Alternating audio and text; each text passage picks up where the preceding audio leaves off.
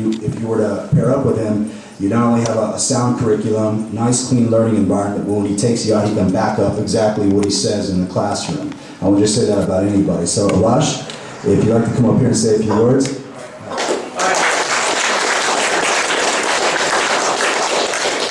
Okay, my voice is loud, I'm loud, obnoxious. Some people love me, some people hate me. I don't give a fuck. I'm here for 1 hour to teach you some stuff about social dynamics, okay? So, the way these things work is if at any point you have a question, just kind of like wiggle your finger up, I'll remember you. I have 1 hour, guys, and what I'm here to speak about, what I was asked to speak about, was the, whoa, you guys are close, huh? I hit hard that way. Back up for you. His hair is like this. What I was asked to talk about was the art of the true alpha male, okay? So, I'm going to get right into it because whether you're a man or a woman, if you're a pit bull or a bird, the very first rule is that you have to be okay with you. Just get that for a second, okay? There's no apology ever about who you are. Now, I understand where we are right now, we all try to evolve, okay? And that's a part of life. We are evolving. But where you stand right now, whatever your strengths are, whatever your weaknesses are, the first step is to be okay with who you are and not apologize. Okay? Are you with me on that? Makes sense, right? There's no real structure to this, so I'm just telling you what's in my head. There's no apology about who you are. So what I say about that is, especially if you're in the pickup arts, which is what this is right now, right? Seduction and pickup, is guys walk around with like a giant apology sign. Like, excuse me, sorry. It's like if you had a giant sign on your head. Sorry, I don't mean to bother you. Is it okay if I talk to you? I know you're here with your girlfriend, you guys are having a good time, and I'm just kind of like this young guy trying to make it or whatever, right? That's bullshit. The very first thing in any art, whether you're fighting, training a dog, which is my new passion, seduction, the mind, communication, is there's no apology for who you are. You are who you are. Whatever you believe in brought you to this moment, and from this moment we move forward, okay? Because when you have an apology about yourself, it comes across, okay? In fact, the definition of shyness is a person being on stage and apologizing for being there. Okay, so imagine a speaker who's up here talking and at the same time apologizing for being there. So that, you know, you've ever felt stage fright, like, okay, yeah, and their body's saying, I'm sorry, I need to get the... by the way, I cuss a lot. I hope we're all adults, yes? Okay, good. I'm sorry for being here, I'm sorry for being here. First, you are who you are and where you are, okay? Now we're going to get into the art of the true alpha male, and you know, I have some friends of mine that are ladies that are here, and I told them, I said, it's going to get kind of raunchy, but it is what it is, you know what I mean? So, let's talk about the very first idea that I had as an inner game, that I was like, I want to blow your inner game. You see, when you want to learn game, here's what you do. I sought out mystery as the source, and Ross Jeffries as the source. They were the two that I knew created the community. Okay? If you don't know that, you should know that. Those are the two tops of the pyramid. In 3 generations from now, they're not going to be alive. Okay? Maybe, but probably not. And people will be talking about them. Oh, the guy who wrote the book, The Mystery Method, right? Ross Jeffries is much older. And I thought we were lucky that we have the source here. So I went to them. I met Mystery, I became his personal student. Mystery told me, you got to meet Matador. I became Matador's student, Matador became my mentor, and he shot my game to a whole new level. What I have is I owe to those 2 guys. Now it's about supercharging your inner game. So whatever, if you're in business, if you're successful in business, whatever you are, here's the first rule. Now it's going to get into seduction, okay? If you're a man, gentlemen, you need to understand. Here's the question. Here's a $1 million question, okay? Who owns your balls? Okay? Yeah, I'm glad you do. Who owns? Yeah, I think, that's right. Who owns your balls? So let me be more clear about it, okay? Does religion control your balls? Your parents, your mom, your dad, your wife, your ex-girlfriend? I have a girlfriend. She's beautiful. She's gorgeous, okay? She doesn't control my balls. She doesn't control my dick. That's my shit. Okay? Now, why is this important? Because there's guys that want to learn game, but they have restrictions mentally on themselves. So let's take them to martial arts. You want to defend yourself, okay? But you are not willing to hurt another human being. Right? So at some point, you're going to stop yourself. And I've seen that. I've done martial arts for a very long time. Now, as a dog, you know, my dog's learning protection dog training, you know. I'm teaching her, so I'm learning, I'm teaching her. And when she gets into that attack mode, there is no apology. Everything is there, let's go. Right? That energy is like, it's survival.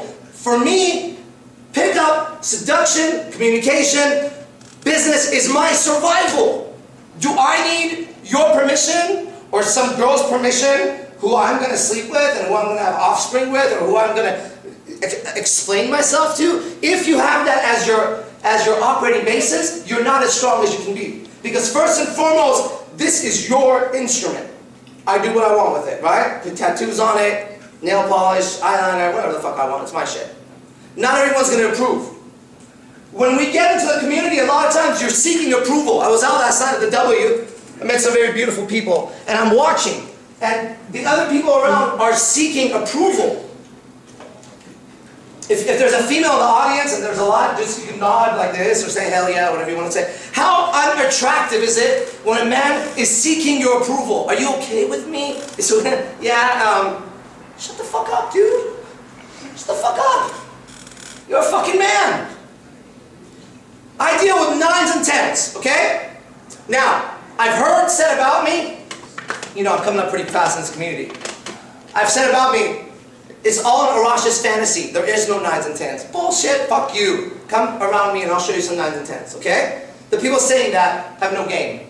I've been around Matador when he's had 4 or 5 9s and 10s all around him, jumping on him. It's real, it's legit. But when you're dealing with a 9 and a 10, you're dealing with a different species of woman almost. That's the girl that gets all the attention. She's pumping gas, and all the guys are going, it's nice weather, isn't it? Shut up, dude. Right? She's going to go to the grocery store, and she's checking shit out, and the guy's like, so, how's your day? Shut up, dude. She knows. At any time, she has 5 to 10 guys ready to take her out.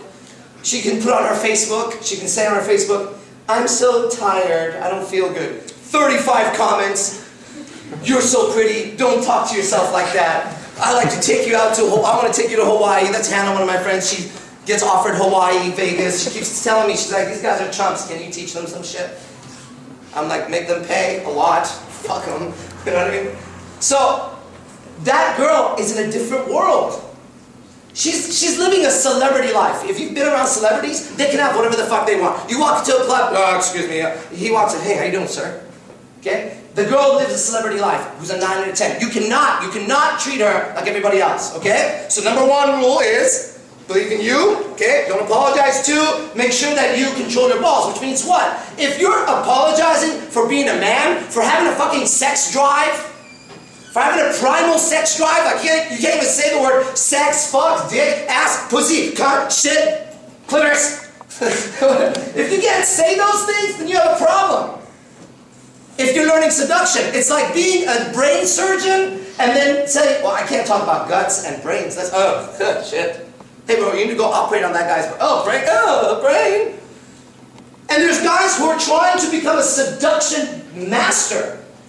Be with 9s and 10s and they're afraid of a vagina. Right? Seriously. I'm like, how do I know? I've been there. I didn't fucking come out of the womb kicking and punching. Yeah, what's up? I came from another country. I was a little guy, giant glasses, couldn't speak English, refugee from country to country to country, told not to talk, not to make friends. Sitting around looking at the white girl. I love the white girl. The white girl looks at me, look at that little guy. Looks like a cockroach. Okay? They call me a camel jockey, a sand nigger, a turban head, a terrorist. Those are all my names. Okay? My name's terrorist. Okay, well, pleasure, brother, pleasure. But now I stand in a different world, but it's through skill, okay? And this is why I can teach it, and why I can speak passionately, no notes and bullshit, I'll just tell you as it is. So first you gotta know, it is possible to transform whatever condition you're in. But you better know that stop looking around and waiting for mom and dad, especially if you're a fucking adult, to come around and say, it's okay with me if you fuck 5 girls. And you're like, well, I don't want to fuck, I just want 1 girl, 1 wife, good for you. Great, who gives a shit? I'm not here to teach you that. I want you to walk in as a fucking monster. I want you to have the confidence I have. You walk in, okay, I could have any girl. Well, you know, as if there's a girl here, I say that like, he can't have me, he's dirty. That's fine, whatever, okay?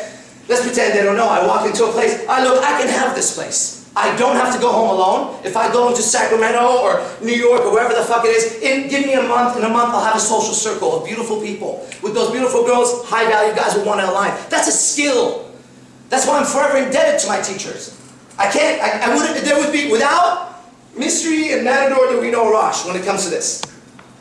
So I have a problem when people learn from these guys and then they go back and they talk shit. I have a problem when they learn and they come out and go, oh, mystery method, that's old shit. Fuck you! If you don't know it, you don't know shit. Okay? And I'll put my reputation on the line. Bring in your fucking coaches and I'll go against them. In game. I'll show you. I'll show you what skill looks like. Okay? You have to know the basics of the mystery method. Then comes your inner game, which is what we're talking about. Because you can know how to punch and kick and grapple, but if you're not willing to do it because you're holding yourself back, nothing's going to happen. And this is the condition of society. You could be trying to make money, right? How many people, every day I'm hustling, man, I'm trying to make money, quit trying to make money, motherfucker, get out there and make some fucking money. It's not hard. Get out there and produce a product and give your services. It's not some fucking mysterious force out there like shines on me every morning. Good morning, Arash. Although sometimes I think it is, but you can't count on that shit, okay? Sometimes I feel I give myself to my art. I give everything I have to it. So sometimes in my most down moments, someone texts me. I'm like, who's this? It's like a naked picture of some chick. You know, the girl's like, oh, no, that means something to us. I'm like, thank you, Lord of Game. And she ends up texting the wrong person, and it's all good, okay? All right, next thing that's in my mind. You have to be willing to go through ups and downs. As a fighter, you will get beat up. You will, if that's Brazilian Jiu-Jitsu is my current art, you will get choked, tapped, hurt, fingers don't move, ears get blown up, you fucking, you will.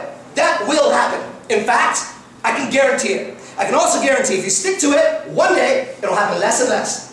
And one day, you'll have enough technique to handle any opponent. You're not invincible. Let's go to the next rule. One of the most annoying, upsetting things in this game. Everybody wants to know if I can pick up. No, I can't. And if you can't tell, you're a fucking moron by now, okay? Of course I can pick up. I'm great at it.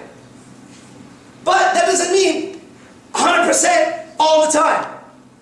That's not even the issue. Right? So I was explaining to one of my students, Apple as a company, right? Here's a metaphor. Not everybody has Apple computers. There's always a fucking line. I don't have an iPhone. I refuse to get it. Not for any other reason because the fact everybody has it, I just don't want it. Okay? But I know they're a great company. But the ones who love Apple. And that company, statistically, is doing incredible. Fine. So it's a force to reckon with in the world. In the pickup, seduction, in your life, it's not about hitting 100%. It's about hitting a lot more than missing. Okay? And consistently getting out there. That's how you know you're successful. And people have more of an issue. Can I demonstrate, or can Arash Matador really go pick up? Does that really make a fucking difference for you? Well, I want to know before I learn from them. Motherfucker, you're never going to learn. That attitude, forget it. Go fucking die somewhere slowly. No one gives a shit about you. Yeah? Seriously, give me a fucking break. So you gotta understand that it's not a matter of 100%. You have to be willing to lose. You know how many times I've been rejected? I was kicked out of restaurants. Excuse me, sir. You need to leave because the waitress said you're speaking very sexually to her. I'm like, wow, that's kind of upsetting because there's people here. You know, swallow my shame, try to eat one more bite. My mouth is all dry, can't swallow. I'm like, yeah, after this bite. And my mind is racing. How the fuck do I save some face in this thing? One way, get the fuck out of here. That's it. Got up and left. Happened 3 times. I got kicked out of restaurants. I've had husbands, boyfriends threaten to kill me. It'll probably happen again. My answer is, okay, if you think you're crazy, fuck you. Come back. Okay, don't just be threatening to kill me. I'll kill you first. It's my life. I'm not going to fuck around with it. But the point is, now, am I getting kicked out of restaurants? It hasn't happened in a while. No boyfriends are threatening me anymore. It might happen again, but it's part of the process. You don't just suddenly become a fucking monster at this thing. You have to go through your shit. And you gotta be willing to lose 1,000, 1 million, 2 million times, okay? And it's just good to hear it. I am not telling you anything you don't know, and I'm aware of that. No teacher teaches you shit you don't know. We just inspire shit in yourself. Last night I'm out, I'm speaking to a couple of ladies, and they're very intelligent, you know, beautiful and intelligent, which is great. And as I'm talking to them, they're like, yeah. But I'm not saying anything new. I'm saying everything they know. They just needed someone strong to say it. Someone who didn't apologize. I didn't say, you know what I think? Probably, most likely, things happen for a reason. I mean, if you cut... I was like, listen, things happen for a reason. I didn't say, we probably lived before. I said, we lived before. We lived before one life. That's my belief. I believe that 100%. Maybe you don't. I don't give a shit. I do. So we can communicate. That's why there's variety. Who owns your balls? You should own it, okay? And start taking it back. And people, this is like the highest part of it is, well, highest part is where I'm at, okay? It's probably was levels higher. Your girlfriend, your wife cannot own your balls.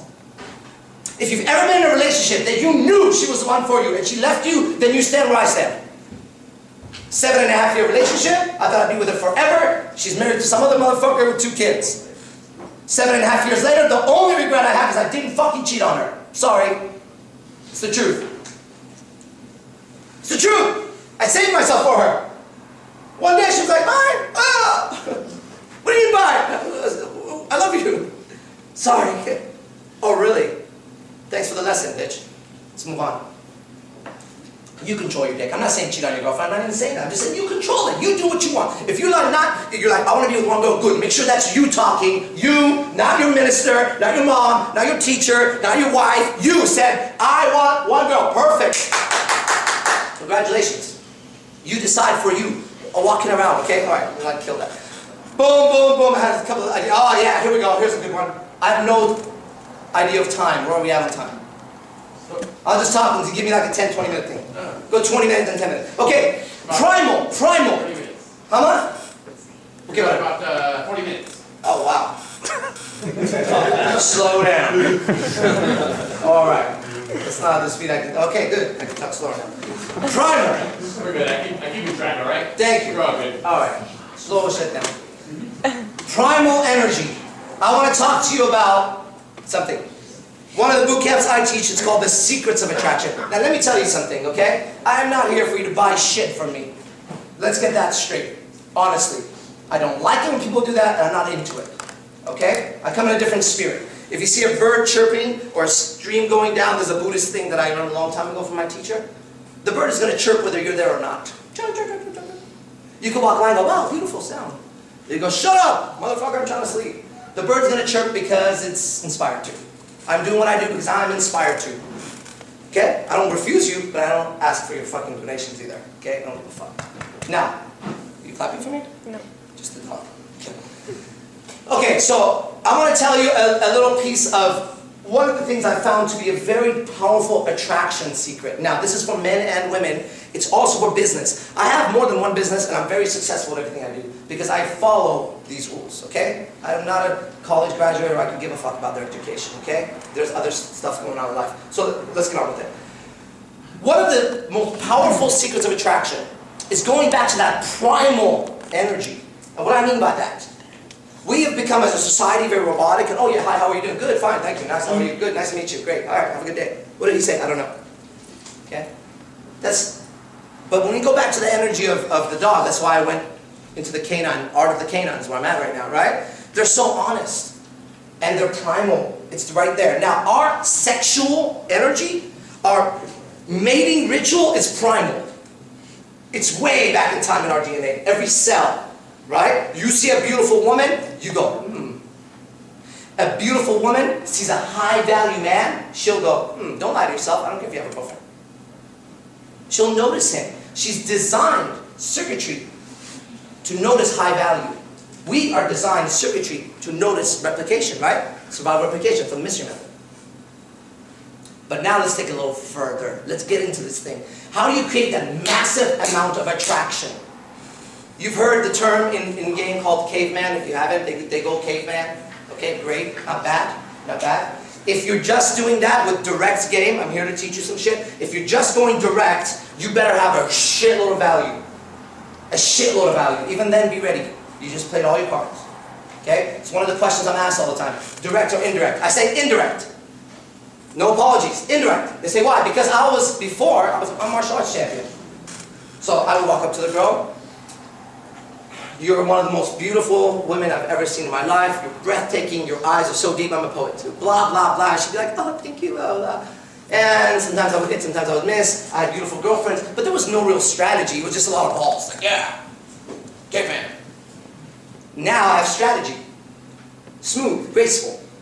Okay? I don't need to walk up and tell her how beautiful she is. I don't know her. She didn't earn that shit from me. Are you kidding me? If I was a billionaire and a girl walked up and said, I love your money. You have a lot of money. What, bitch? I know that. I know, I'm just saying, like, what's your name? Excuse me, fuck you. Okay? I have a lot of money. You're not getting it. Get the fuck away from me. That's my value. When she's that hot and walking to the club and everybody directly approaching her, they're saying to her, you're so beautiful. Which means what? What does it actually mean? I love your tits, your ass, your vagina. You might as well say it, right? It's just a little more poetic. So if I say your eyes, your breath, your skin, your tone, what am I really saying? Give me a fucking break. And that's rude. That's rude. It's more correct to go up and find out who the person is.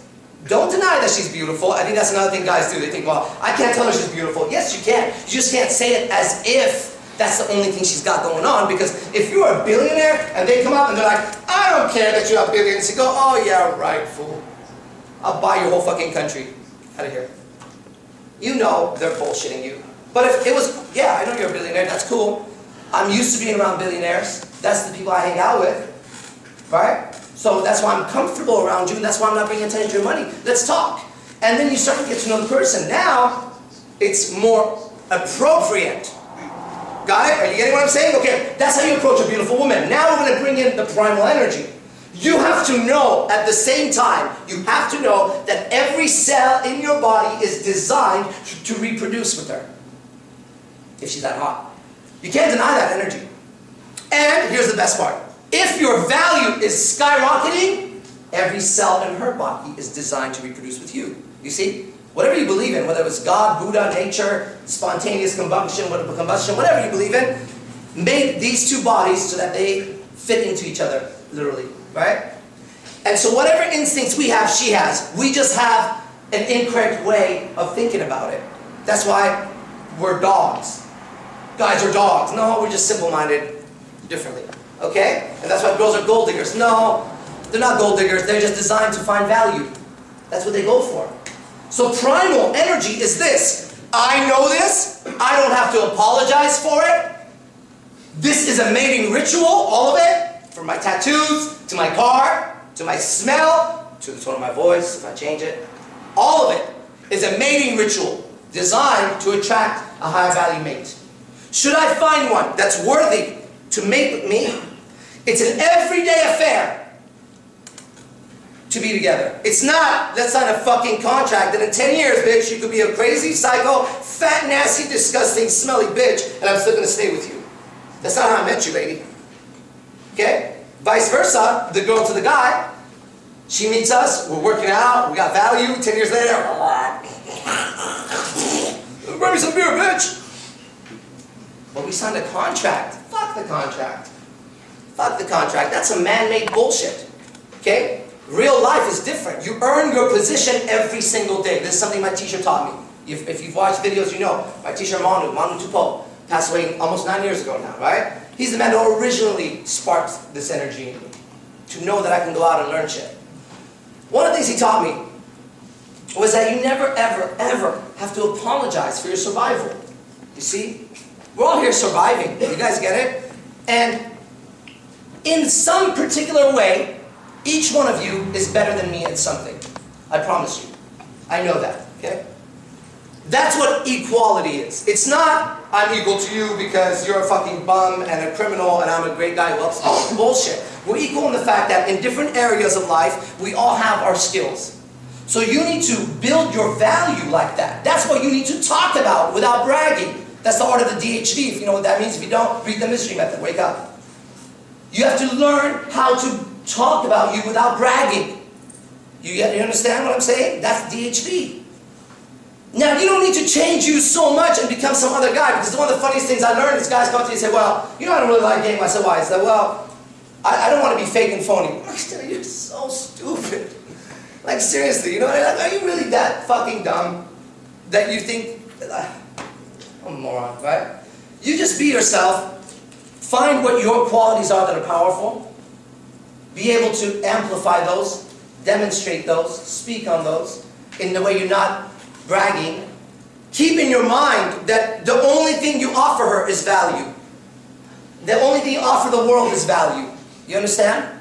So one of the things Manu would always tell me is you have to earn your position every single day.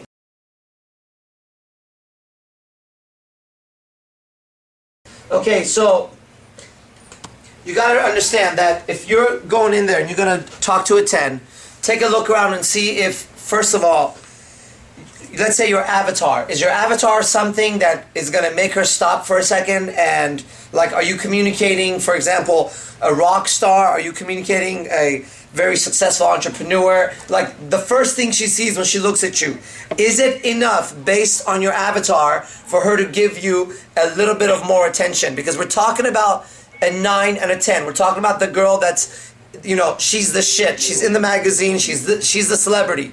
So there has to be immediately something about you that makes her look at you a little bit longer than just, oh, here comes another chump trying to talk to me. Okay, you got that so far? Yeah. Okay, so now there's more to it. Okay. First, it's your avatar, right? Now, if your avatar is not hitting hard, then you're going to talk to the 10. The next thing you got to ask yourself is, if your avatar is not going to get her attention, are you able to work the venue where she sees you and you're able to create enough interest in her by the way you're communicating to the other women and the other guys? Can she see who you are before you approach her? Okay? Because if she's a 10, and if you don't have a certain look, if you don't have a certain immediate presence, then she's not going to give you the time of day. There's just no way. She's busy all night. People have been trying to talk to her. So if you're gonna approach her, and you know your avatar is not fitting for her, then what you need to do is she needs to see you first, pre-selected, bunch of girls on you, talking to the venue owner, manager, the guides, the girls, laughing, maybe dancing. She sees all of that. Then you approach her. She's gonna give you a little bit more time at that point. The problem is, guys will approach a 10 and they forget that's a whole different beast. And that chick is either gonna look at you and go, interesting. Like in my case, I have tattoos on my face and head, and you know I have quite an avatar. So she's gonna stop for a moment and she's gonna give me a second. At least a second look, and at that moment I'm going to now run my opener and be able to hook her at that point. Or if I didn't have this look, then I would have to make sure that she sees me talk to a bunch of other girls. I'm socially calibrated, I'm happy, I'm winning, everybody knows me, who's that guy? Boom, then I'm going to go open her. And that's what I would suggest, and it should make a big difference. Does that make sense?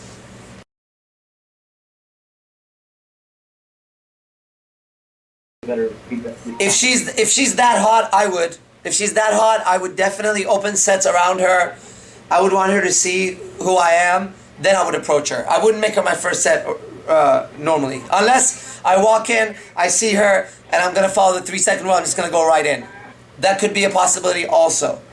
Okay, but if I'm going to play it real tight and I want to get her, then I need her to know who I am, at least a little bit. I gotta be different than every other guy in there. So I'm going to establish that by her seeing who I am and what I'm doing. Are they in a fucking restaurant? Okay, that sounds good. Okay, yeah, so go ahead, spit out questions. Any other questions, guys?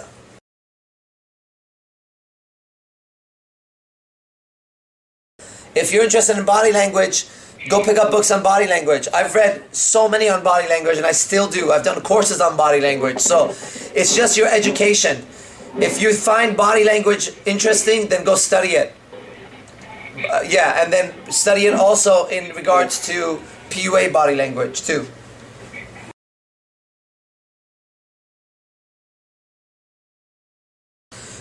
While you're in it, or as you're approaching, or what? There's a difference for me.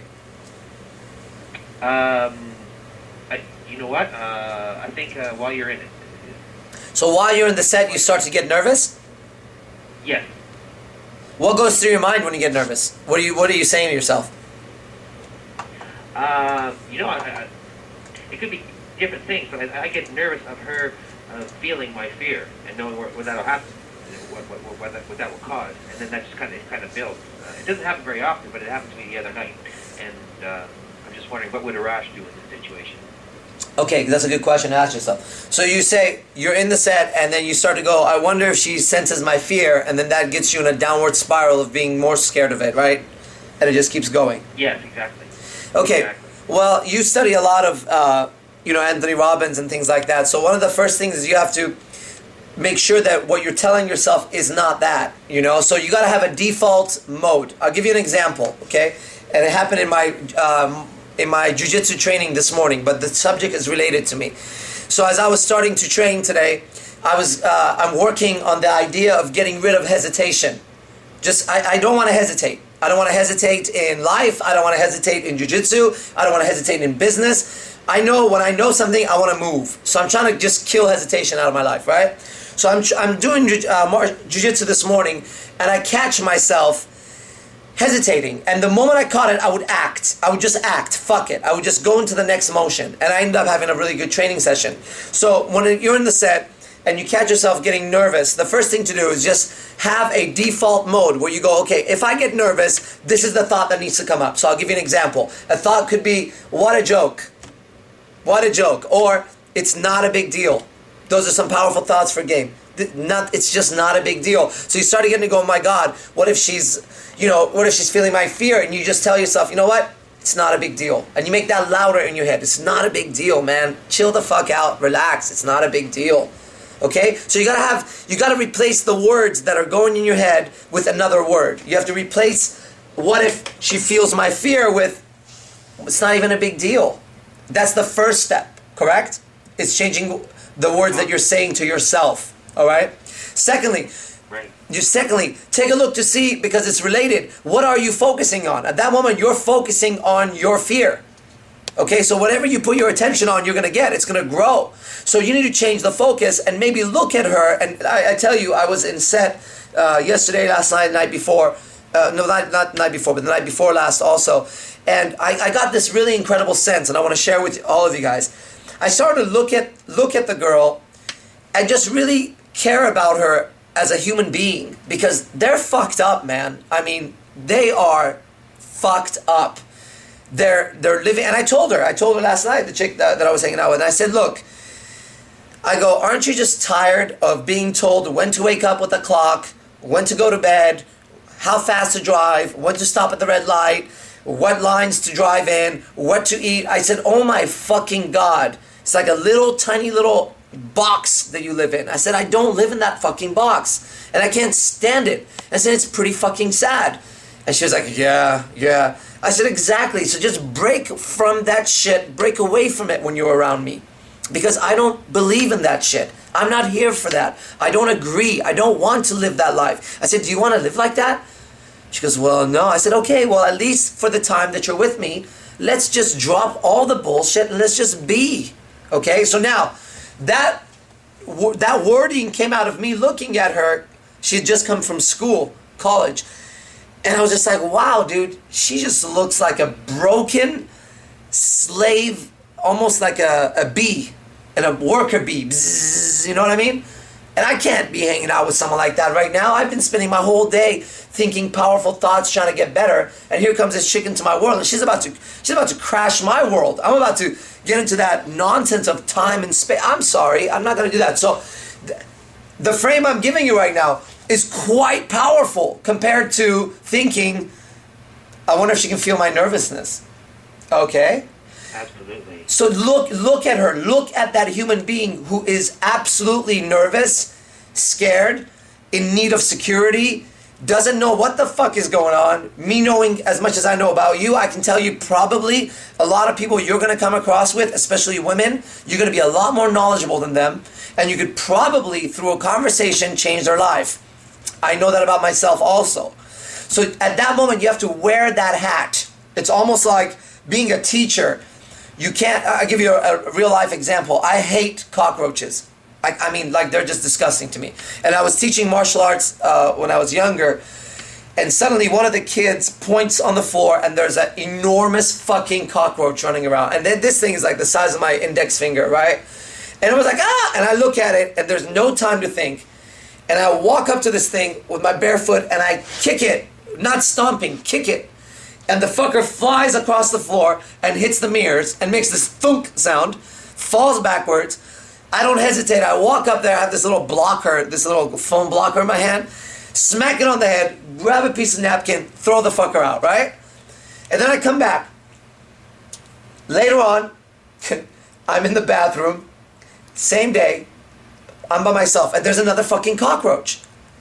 And I'm like, fuck this, dude. I don't want to touch this thing. I don't want to be around it. So I go outside, I get another instructor.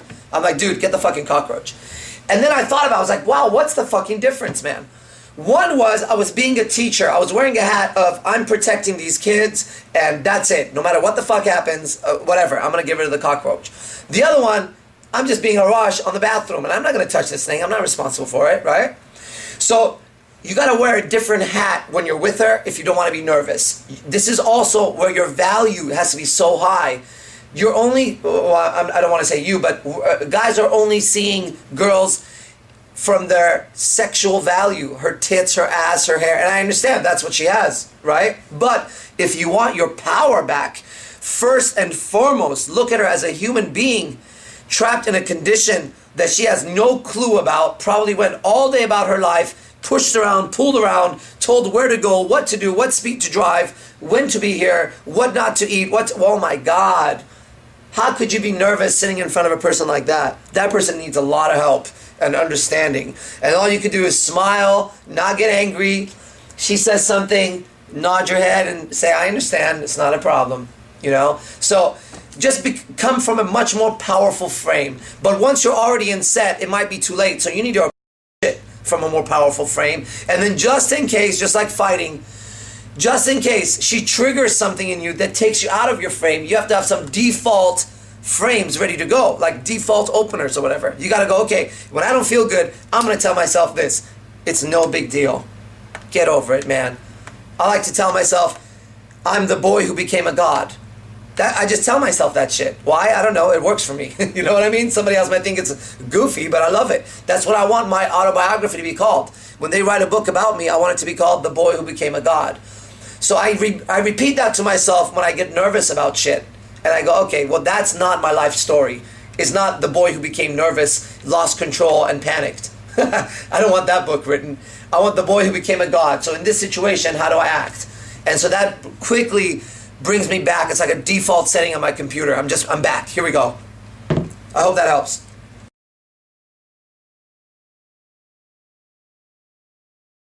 Yeah, I got a lot of tips on that actually.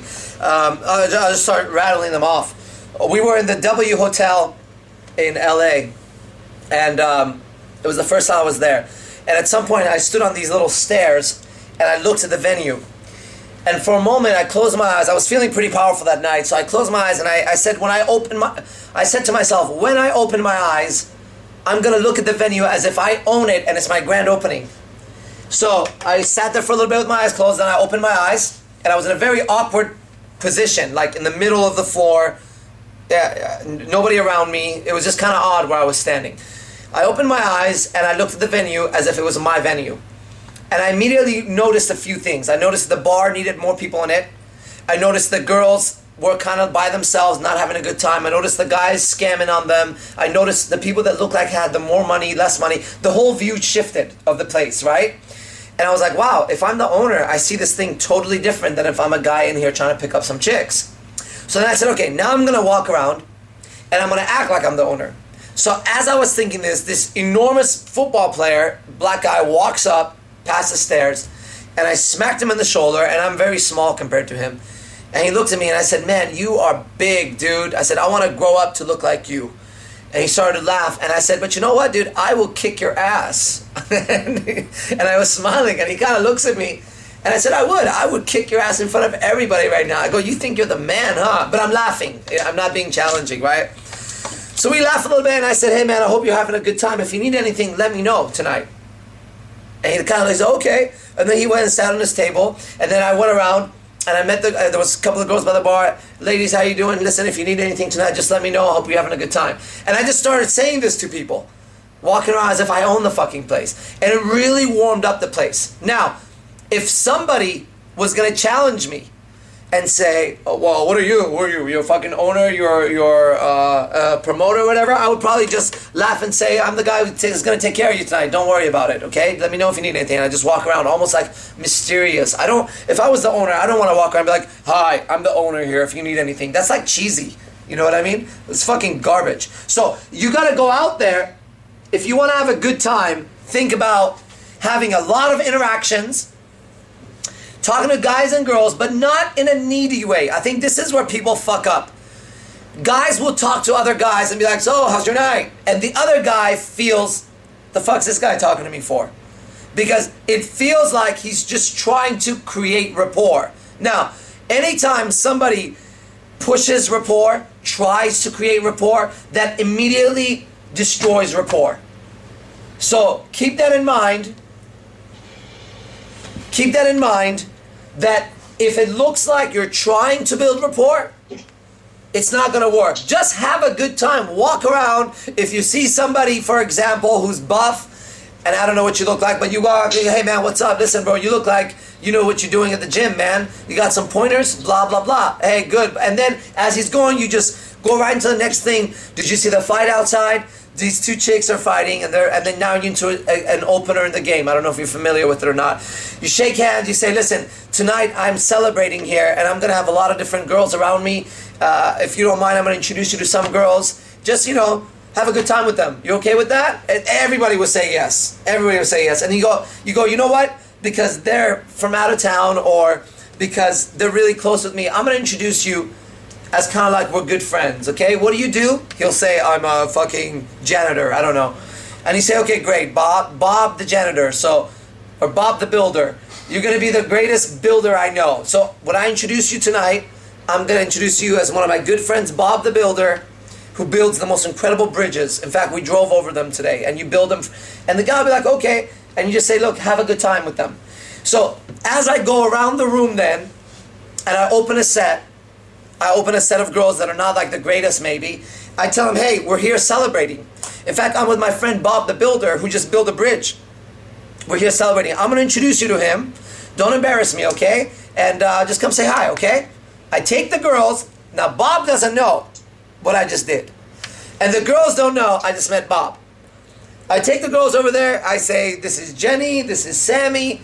Meet Bob, my great friend. Bob smiles. I'm going to leave you guys. Hey, I'll be right back because I got a few other friends that I'm meeting here. And all I got to do is, this is the line that I keep using. I have friends here tonight. There's going to be a lot of girls. I'm going to introduce you. You don't mind, do you? That's what I say to the guys, okay?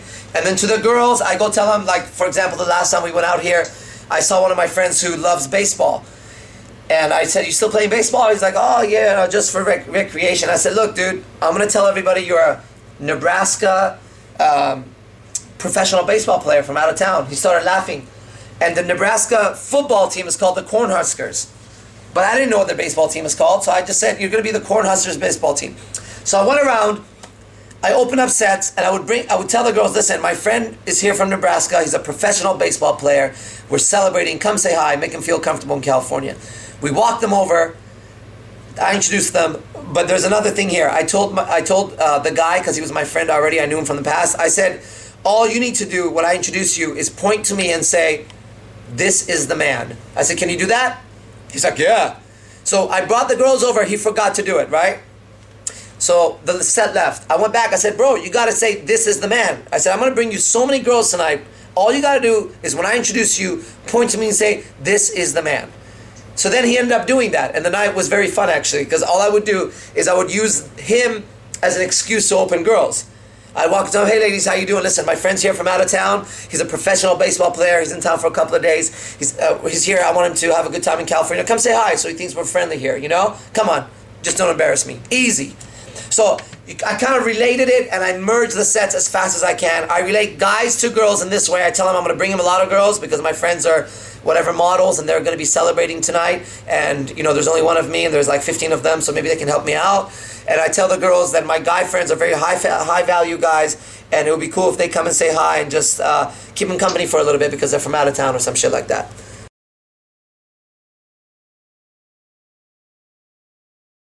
It's a really good question. Recently, I go off of the feeling I get, you know, more than anything else. First thing I do is obviously, if you game long enough, you just see the IOIs. You know, it's like, again, like martial arts and fighting, you just see when the guy's about to punch. You don't know how, you just see it. Why? Because you fought so many times. In regards to the girl, you just see the IOI. It's like, oh, she played with her hair, or she's smiling, or she touches you, she laughs. You see all that shit. But more than that now, I pay really close attention to the vibe that's going on. Is it comfortable? Then we're comfortable. Is it uncomfortable? Then I gotta make it more comfortable. Is it flirtatious? Is it just friendly? Is it sexual? Where are we? As I'm observing her IOIs and IODs and responding to them in return, which basically means calibrating to it, I'm at the same time paying attention to the vibe between us. Are we comfortable around each other? Is this an enjoyable experience? Are we vibing? Is this something like we're both having a good time? Or is it kind of forced? And every pickup artist knows that forced feeling, like I'm forcing her to have a good time. If that's happening, I back off, I change it up, I IOD. I consider a forced interaction an IOD at the moment. But when it's comfortable, she could not even be playing with her hair. But we're around each other and it's a comfortable feeling and she's laughing and we're having a good time. Good. That's green light. Okay, so I'm looking for the green light, red light, and more than anything else, I'm looking for the vibe, and a lot I look for is the eye contact also. Are they looking at me or not? Now, a lot of girls are nervous looking at me. So what I'll do is I'll look away from them as I talk, but I can see in my peripheral vision, right? If they're looking at me as I'm looking away, then that's good. If they're not, then it's not. So sometimes, like when I'm driving with them, I've noticed recently the girls that when I drive and they're looking straight and talking to me, or the girls that keep looking to their left and talking to me. There's a big difference in my interaction with the girls that look at me and the girls that look straight ahead. So I've been watching to see where their eyes are, you know? And I pay attention if I say anything like in regards to, if it goes flirtatious or sexual, I pay attention if they lick their lips, which is an unconscious cue that I look for. I look to see if I say something, at what moment their hand goes through their hair. And if I look to see their body language, their body position change, if we're sitting, when the moment they turn and face me is an important moment for me. What did I just say? What just happened? Some other chick comes up, says hi to me, walks away. This chick turns and faces me. So I've been calibrating, it's a little more advanced, but I've been calibrating more in regards to catching the IOI or IOD in the moment that it happens and looking right before and going, what just occurred? What just occurred? Maybe I said to her, my ex-girlfriend used to say the same thing. And she turns slightly away from me, or the vibe changes. That's an immediate IOD, and I feel it come from my ex-girlfriend. And that's gonna cue me to not bring up the ex-girlfriend anymore. Fuck it. I don't need to. I don't need to fucking press it home or push it home. It is what it is. So I'm looking for all the IOIs, but I'm also looking for the IOIs on when I was learning on TV. Look at TV, watch TV, pay attention to their body language. You know what I mean? And be able to just spot it. Be able to see social interactions very clearly. They're either IOIing each other, IODing, there's either DHVs going on or DLVs going on. And there's one more thing. There's compliance tests happening constantly. People are throwing hoops at each other to see who's walking through it first. So that's all you got to see. In fact, when you see it like that, then the matrix opens up differently. Don't see it as anything else. You say something, does she IOI or IOD? Based on what she did, you calibrate. On and on and on and on.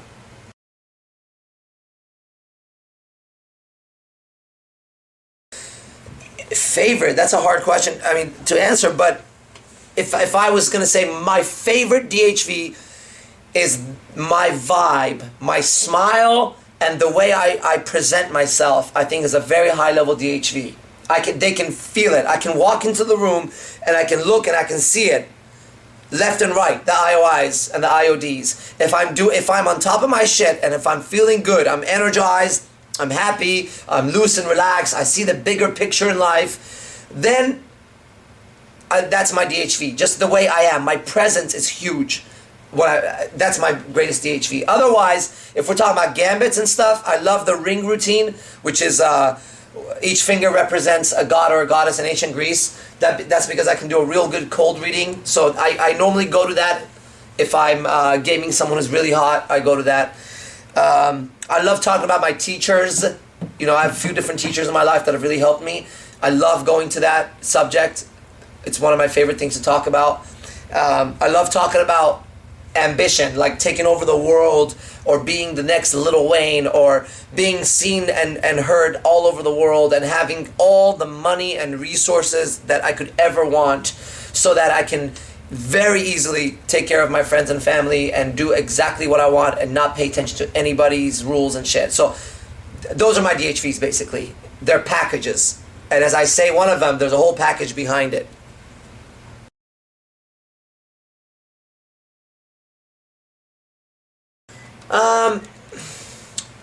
Can you go overboard? If you do, you'll feel it. So if you're doing it and you start to feel like it's too much, that's your clue. Back off, right? The clue is this: are people around you comfortable, or are they uncomfortable with the way you're being? If they're uncomfortable, you obviously went too far. If they're comfortable, you're good. Keep going. People like to be led, man. People like to be led and controlled and shit like that, as long as it's good control. Like when we go to a masseuse, we don't want to massage ourselves. We want to let go and let them massage us. That's great control. Or if you go to a martial arts instructor, you want them to control your body in the right direction.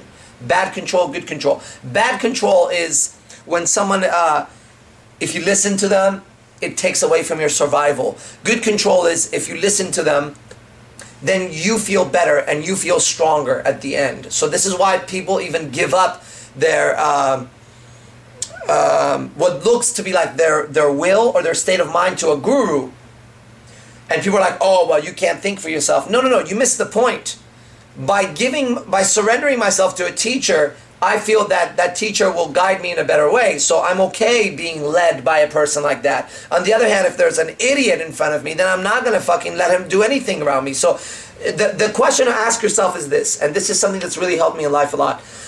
If someone listens to you and follows your advice or follows your lead, is it going to lead to more survival for them and their group and their life or not? If the answer is yes, and your actions, your speech, your communication leads to more survival for them, then there's no need to apologize, keep going. That's it. If it doesn't, then you need to check to see what you're all about. And that really helps me decide how far I'm willing to take different subjects.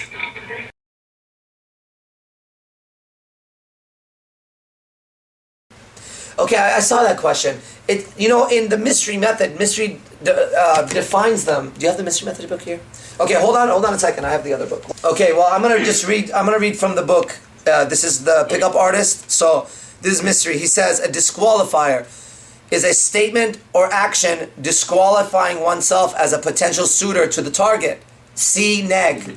Then we go to neg, and he says, where is it? He says, a statement or action disqualifying oneself as a potential suitor to the target. See disqualifier. So mystery doesn't differentiate between those two words. And I think people have been differentiating, and it causes confusion like it is right now. They're the same thing. At least in my head, they're the same thing.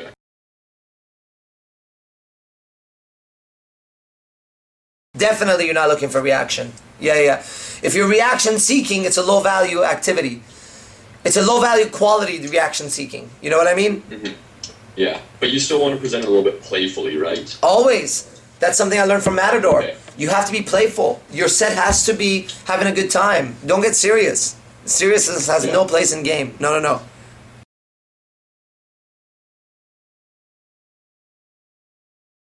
Okay, you pace their reality, okay? You pace and lead them. So pacing is like this. So let's say I walk in and she's a waitress, right? I mean, who asked this question? Was that Brian? Yeah. So Brian. Okay, so you've seen me do this at Hooters. You saw when I got a few numbers. You pace it like this, something like this. Okay, I would say, how long you been working today? Oh, I don't know, 4 or 5 hours. Man, that's a fucking long time. What do you want to do when you get off? Like, what would be the ideal thing to do for you? I'm real busy tonight. What could you do tonight if you want to do anything? Blah, blah, blah. She says this and that. I go, I know. You know what's fucked up is when you're working and sometimes you have to put up with bullshit customers. My friend Jenny, she's always telling me when she works at Hooters in San Francisco, and she's always telling me, you guys have to put up with some bullshit, huh? She starts laughing. I know. Now, that's the thing. In fact, I'm just here to fucking order, okay? And I've already noticed you've already been hitting on me, so our roles are switched right now, okay? You just take my order. I'm just here to order. I don't want any flirting, and she'll start laughing if I'm doing the right, smiling, blah, blah, blah. So, basically, I let her know that I understand you're working. I understand you have a social tone that you put up for people, and I'm not interested in that shit. I've even said things like, is that your worker voice? Because, you know, people have worker voice. I don't have one of those. My voice is just like this. When I do whatever I do, I sound the same way. Or blah, blah, blah. You basically tell them, I recognize that you're working, and I recognize that I'm a customer right now, but I'm not here like the regular customers are. Okay, does that kind of make sense at all? They have to know you know. Does that make sense at all? Okay. Okay, Yeah, so that makes a lot of sense. yeah, so you know you're working and you're over there. You go, she's helping you with clothes, and you go, oh, that's cool. How long have you been doing this? You look like you know about clothes. She goes, oh, I just started working this. You say, that's cool. You say, you know what? I've worked in retail before. Or my friend Jenny, I always go with Jenny. I have like 100 fucking Jennys around me. My friend Jenny, you know, she works at clothing lines, and she always tells me, you know, it's annoying because sometimes you guys get some weird people, huh? Yeah. I mean, what do you do when the weird people talk to you? God, I don't know how you have patience and shit like that. Anyways, what am I talking to you about? I'm here to shop. And you just go back and forth. You pace and lead, and suddenly you start letting her know, I'm not a weird, creepy customer. I'm some regular guy who's shopping here, and I'm talking to you. So can you just conversate like a regular human being with me or not? You know what I mean?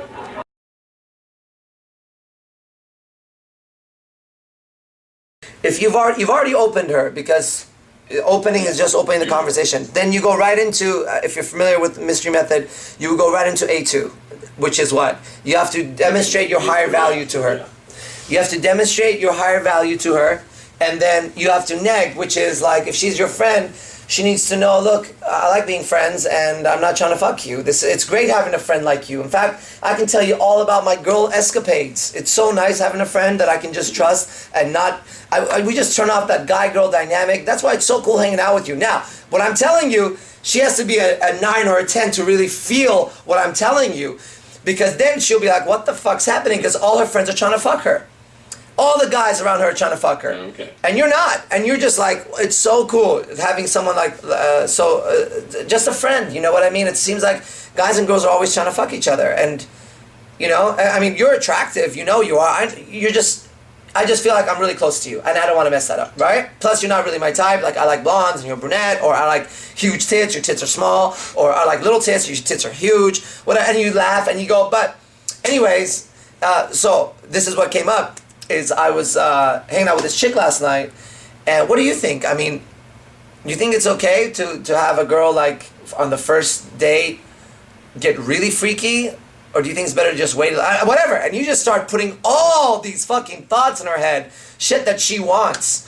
You know, every girl likes to be manhandled, so you tell her how you manhandled some other girl one time. She says something, you go, oh my god, that totally reminds me. One time I was with a friend of mine, and we were totally drunk. We were after this game, football game, whatever the fuck it was. We're at home, and she just comes up to me, and she's just like, you know, if I didn't know you since, or if I didn't have a boyfriend, I would fuck the shit out of you right now. And I looked at her, and I said, whatever. And you're talking to her like a friend, but she's gonna feel all the emotions. And then she'll give you enough indicators of interest, and then you set up the time and place where it's correct.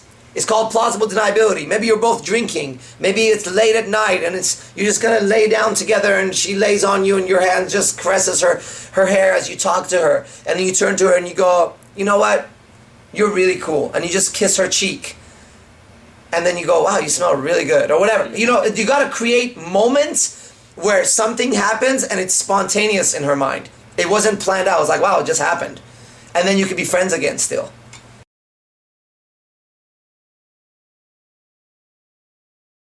That's great. She said that? Yeah. She said, why do I have to initiate all the time? You're the man, you have to lead? Yeah, and I'm not exactly sure how to respond to that. Because in a way, I think yeah, she's kind of right. I should be leading, but at the same time, she's chasing me. I'm getting really good results. Yeah. I'm not really sure. Should I change? Should I keep doing what I'm doing? Or? Well, I tell you what I would have said in that moment. Maybe it will clue you in just the inner game of it. I would have laughed and said, you're so fucking cute. Come over right now. Or, you're so fucking cute. I would laugh and say, damn, you're hella cute. What are you doing? Let's go out tonight. And I would lead her like that. That's it. I am leading. You are leading. You are the man. Okay? Now, the next thing, if she really pushes the point like, but how come? You say, you know why? Let me tell you why. Because that's the way it is. And I like it. So don't complain. Okay? And you just move on. That's what she wants. That's what she's saying. She wants a man, so just be a man. It is what it is, you know? And remember, if she acts up, says, oh, wow, we have to, guys, this is for everybody. We have to stop worrying about their reactions so much. They're just little girls. I swear to God. I don't know how many girls you have to be with to fucking realize that inside they're just tiny little girls, insecure. They know they have nothing else to offer to the world beside their sexuality, and it's really fucking with their minds. They also know that in 10, 15 years, there's a hotter, younger chick in the way, and they're going to be losing what they have. So if they don't know that, I let them know that. They need to know that's the reality of life. That in 10, 15 years, I'm going to be doing much better than I am right now. I'm going to get better with age, and the girls that I know now, which includes them, are all going to be older, wrinkly, and trying to stay young, while all the young girls are looking for a guy like me who has all the unlimited resources and power that I have and knows about women. God, I can't wait for the future. And that just shoots them, fucking makes them depressed as hell when they hear me say shit like that. And it's the truth. I'm not even lying about it, you know? So just be the man about it and recognize that she's just acting up. It's a social programming, social machinery that acts up like, oh, you're such a dick, or blah, blah, blah, blah. It's better they talk like that, because at least you're making them react than you're not even registering in their radar. If she's chasing you, you can't go wrong. The fact that she's commenting on it, I think it's pretty funny. You know? It's really funny, actually. You say, no, I call you all the time. I return your call, whatever, and then just don't even answer her sometimes. Just be like, whatever. Okay. Change the subject. She says, how come I have to call you? You say, let's get hamburgers. Let's go have some hamburgers.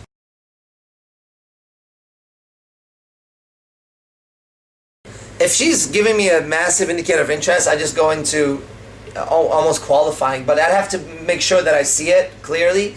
You could walk up and say, if you know she's eye fucking the shit out of you, you just walk up and you go, okay, here I am now, and you smile. And she go, oh, what do you mean? You say, well, that's fine. You were looking the whole time, and I said hi to everybody, and now it's your turn. What are you all about? Who are you? You know? And this is very, very cocky, so you have to have a very strong frame, because she might turn around and be like, no. I don't know if you've seen girls do that. No. And you go, yes. What's your name? And then you just start. You talk. It's too late. You walked up. Or she's looking at you and you just walk up and you go, all right, finally. And she goes, excuse me? You go, finally. You know, I'm done signing autographs. I'm finished taking pictures. So who are you? That's it. You know, you just approach with that, knowing like, it would be like if, think of a high-level celebrity that had to get across the room, but everybody was stopping them, and they saw the girl, so finally they walked up. What would that celebrity say? Hi, what's up? Oh, what a night, huh? It's like I won $1 million tonight. I don't know what it is. It's just, that's life. I guess I have great karma. I mean, what I'm about telling you right now is actually a line that I've used many times. You know, I say I must have done something incredible in my past life, because this life, I can have anything that I want. And I just don't get it. But you know what? I'm not questioning it. I'm just enjoying it. What are you all about? Some shit like that. You know what I mean? Just walk right in if she's eye fucking you. Smile. Make sure you're not leaning in though. And just go into it like that and see how it goes.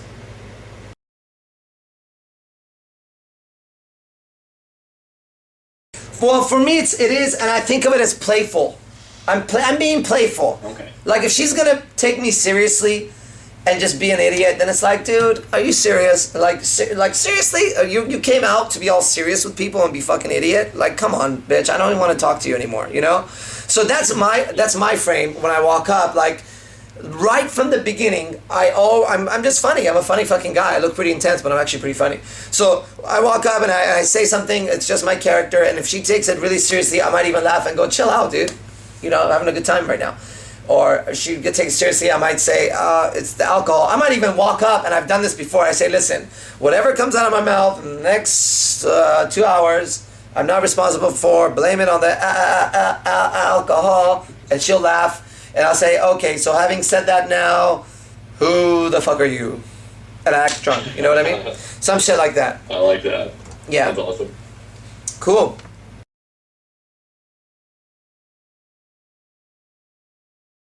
Yeah, it's just straight from mystery, okay? He says that the most important one is pre-selection, and I full-heartedly agree with that one. Okay, pre-selection is so powerful. So go with that, okay? And then after that, any order. Doesn't fucking make a difference. But you should know that you want to hit as many of them as possible, okay? It's like saying, okay, I'm going to try to relate it and see if it works, okay? I haven't tried this metaphor, so it's just in the moment being created. But it goes like this. If I said to you, she's young and flirtatious. The girl I'm going to hook you up with is young and flirtatious. She's like 19 or 20 and flirtatious. That's a pretty powerful, I think, attraction switch for a guy that I think most guys would agree on, okay? Now, after that, if I said she has incredible tits, or she has an incredible ass, that becomes a almost like a choice. Some guys like tits, some guys like ass more, okay? If I said she has incredible tits and incredible ass, and her hair is just full and beautiful, her skin is clear, her eyes are big, her lips are pouty, she has straight white teeth, she has this young girl voice, and she bounces around when she talks and shit. Okay, now I'm giving you enough where she's fucking hot, okay? But the important one would be if I just said to you, okay, listen, we're going to all go out, and it's going to be a blind date for you. The chick I'm hooking you up with is young and flirtatious. She's 19 and she's flirtatious. That's a big attraction switch. The opposite of that would be, okay, we're going to go out. The chick I'm hooking you up with has great tits, great ass, great hair. She's 65, but she really, I mean, she's got it. She's done her boobs, she's done her... And it's like, oh, dude, that's fucked up, okay? So go with the pre-selection. Then after that, it's up to you. Just make sure, as a advice, hit as many of them as you can. Because as I tell you about her tits, ass, blah, blah, blah, blah, blah, then, okay, she's getting hotter and hotter. And that's the guy you want to be, right? You want to be the guy that has a lot going on, not just fucking one little thing. You know what I mean?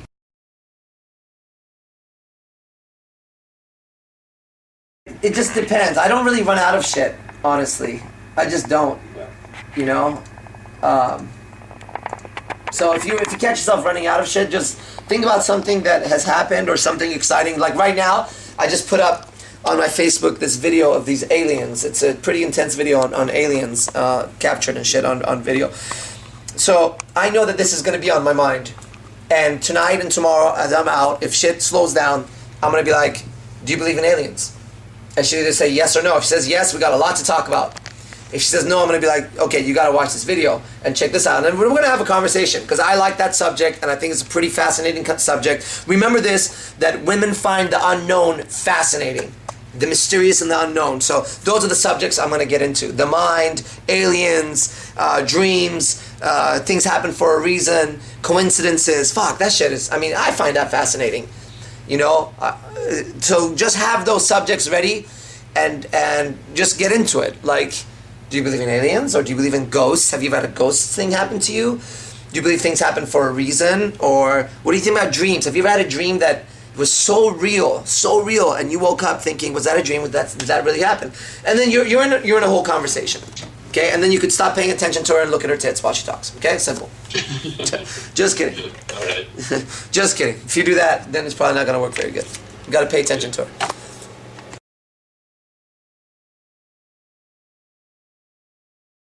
That's a really good question, man. I don't know if I'm really good at it. I'm really good at it. I realized at some point I was so good, and then I started to look for books and videos, and I couldn't find anything that did justice for me, man. So I recommend go on YouTube and write how to cold read or cold reading, psychic cold reading, and just study everything you can on it. I've been always fascinated with the human condition, you know. I'm obsessed with it. So that's what I used to cold read. I just understand people, I see them, I've grown up around the world, you know, just being fascinated with culture and shit. So cold reading is easy for me because all I got to do is just talk about the things that I know that are universal with everybody, and I know those things, and make it unique to an individual. I do recognize people want to be individual, so we'll talk about cold reading for a second. People want to be individuals, and when you cold read, you got to give them something that makes them feel good about themselves, so it's hard to disagree with. So I'll give you an example, okay? Who was it that asked the question right now? Was that Richard? Yeah, Richard. Okay. So let me give you an example, Richard. All right? Based on the questions you've asked me and the tone of your voice, and I haven't met you, don't know what you look like, based on the question you asked me and the tone of your voice, you strike me as the kind of person who's actually really curious and intelligent. Now, naturally, most people are curious, right? In fact, when we're kids, we're all curious. But you might know people around you, like I know a lot of people who've kind of lost that curiosity as they got older. They just kind of gave up and just got into the grind of shit. But there's a few people who are still have that curiosity, and that intelligence still shines through. So just based on your questions and your tone of voice and the way you're asking, there's a certain level of excitement about your voice, which probably you amongst your friends, you're probably the more intelligent of most of them. And your friends probably come to you for advice, whether they listen or not, that's not even the point. But you know you have good advice for them a lot of times. Okay, end of cold reading. How did that sound to you? That was pretty fucking good. Yeah, so the fact of the matter is that I could have said that to any of the guys online right now, okay? But there's a sense of flattery behind it that's gonna want you to agree. You see? Yeah. And even if it's slightly true, yes, of course, okay, good, and that's how it works, okay? And that's how it works. And another thing on cold reading that I always use that's very powerful is when you say it, you immediately discredit it. And I'll give you an example that I just did with you. I said, you have a sense of curiosity, I get a sense of curiosity and intelligence. And then I immediately discredit it by saying, now everybody's intelligent and curious, especially when we're kids. But as we grow up, a lot of people have lost that, but some of us have kept that. Now you see I'm hitting both sides of the ledger here? A lot of us have lost that, some of us have kept that. Now there's a lot of people who are still intelligent, but they've kind of given up. But in your case, not. Now your friends probably come to you for advice, and the reality of it is, friends go to friends for advice, and friends don't listen to friends, right? So I can say that to anybody. And I don't know whether they listen or not, but you know you have some good advice for them. Because out of your friends, you're probably the most intelligent, or one of the most intelligent out of your friends. And that's really true for most people you say, okay? Now, worst case, you would have said no, and I would have then played with it, and we would have found something. But chances are very high. Even if you watch the high-level psychics on TV, they miss sometimes. They're just very good at recovering, okay? By hitting both sides, finding some universal quality. As you say the universal quality, you discredit it by saying, well, I'll give you an example, like, you sound very caring, you know, there's something very caring in your voice. Now, of course, people are caring, you know, I'm not saying that you're the only caring person in the world. I'm just saying that there's a difference in caring. Like, a lot of times you'll catch yourself almost taking on people's problems, you know, where you don't need to, and you might catch yourself thinking about wanting to help people, where a lot of people, like, they don't give a shit anymore. They're just so caught up in their own world, they don't give a shit. And sometimes you feel that, but more often than not, you catch yourself wanting to help people. Boom, that's the end of another cold reading, right? And all I'm doing is I'm hitting back and forth, and I don't have you in front of me. If I did, your reactions as I would speak would tell me which direction to keep going or not. And that's the cold reading, and it's very powerful. It creates a massive amount of connection very quickly with a person. These fucks. They haven't done one fucking movie themselves. Oh, well, you know, I think I guess 4 stars because it's the acting in that. Really? What was your last acting job? No, I went to school to study acting. No, asshole. When you study acting, you act. There's your credentials. You don't sit on the outside as a spectator and talk about other people who are making a living acting. They are better than you, so shut the fuck up. Or we watch football coming up this Sunday, and there's all these schmoes. There's all these schmoes on TV commenting on the 49er defense. Did you ever fucking throw a football in your hand? Do you know what it looks like? Are you confused on the subject? And then they're breaking down the defense and the offense and the players. Fuck you. Give me 5 ex-pro players or 5 coaches. Have them talk. I'll listen all day long. But not you. Who the fuck are you to talk about this? But we live in a society that accepts it. So we get a bunch of nobodies who know nothing about it, talking about a subject they don't know, just from outside. Then we get everybody else talking about that subject through them. Now everybody else is talking about what they said. Oh, well, you know, what I heard was their defense. No, you didn't. No, you didn't. You heard from a bunch of idiots what they thought was the defense. The person who can do the job is the person who's qualified to talk about it. Okay? Good. Now, we get into a society that the men, 95, 90, I don't know, someone should do the fucking percentage, okay? Are sexually frustrated. Which means what? They are not able to hook up with as many women as they want. Simple. They're gonna decide? They're gonna judge what's right and wrong? No. Come to a man who's fulfilled, who has a life worthy of a fucking rock star. Myself. There's gonna be a legit opinion here. Okay. If you have tens and tens and tens and tens of women around you who would willingly give up their replication value to you, and you have to choose yes or no on a daily, weekly, monthly basis, and they keep multiplying, okay, now I can talk to you about the subject. You see that? But let's not sit around and listen to these assholes who are going to give us our moral values when they're all frustrated. Let's get a bunch of frustrated idiots to talk about how I should live my life. If I was a fucking alien and I came down, I'd be like, okay, so now they're talking about girls. Oh, so these guys must be the motherfuckers who are mating the whole time. Oh, no, a closer inspection tells you that dude's unhappily married, that one hasn't been, that one. And as an alien, my mind would be blown. Why are they talking about? Oh, this is like an AA group. They're seeking desperate help. But they don't determine what people like me decide is morally and ethically right. Now, let's get together with myself and 5, 6, okay, let's put me and Hugh Hefner and Mystery and Matador, some people that are real to me in our present time. Discovery, and we're going to sit around and have a conversation. We might be able to come up with some moral rules of the game. I'm like, you know what, it may be kind of actually wrong to fuck a new girl in front of your girlfriend. Don't you think? Yeah, we did that one time, it was pretty fucked up, ruined the relationship. I tried to have 2 girlfriends one time, it didn't work, it was bad. Oh yeah, you know what, it's for the betterment of everybody, it's probably better not to that. I agree, check.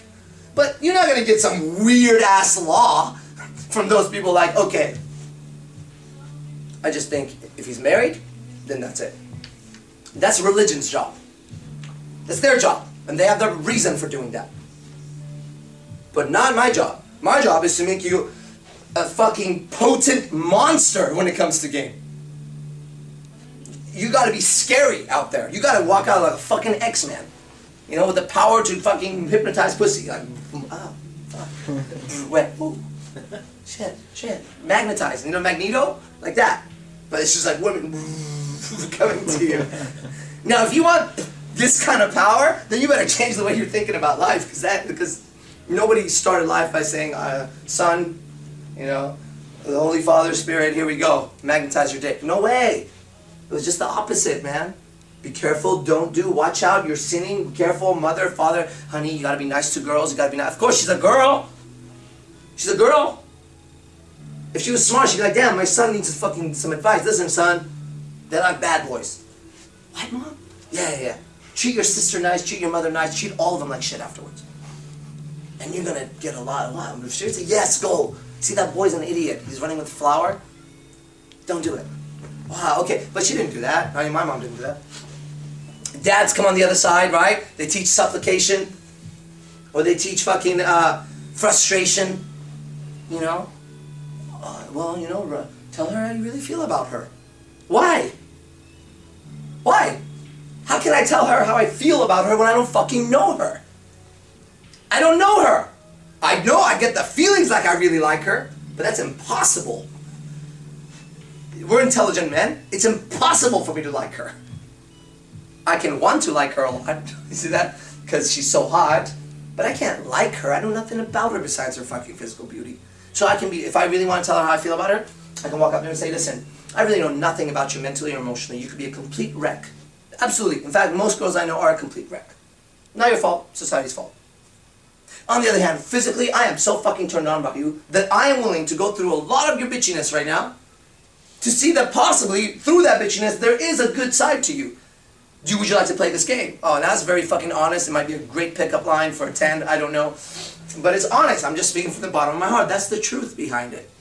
Oh, no, we're not going to do that. We're going to walk up and say all kinds of shit, like, can I buy you a drink and all that? And we think it works because every movie tells us that. We're miseducated.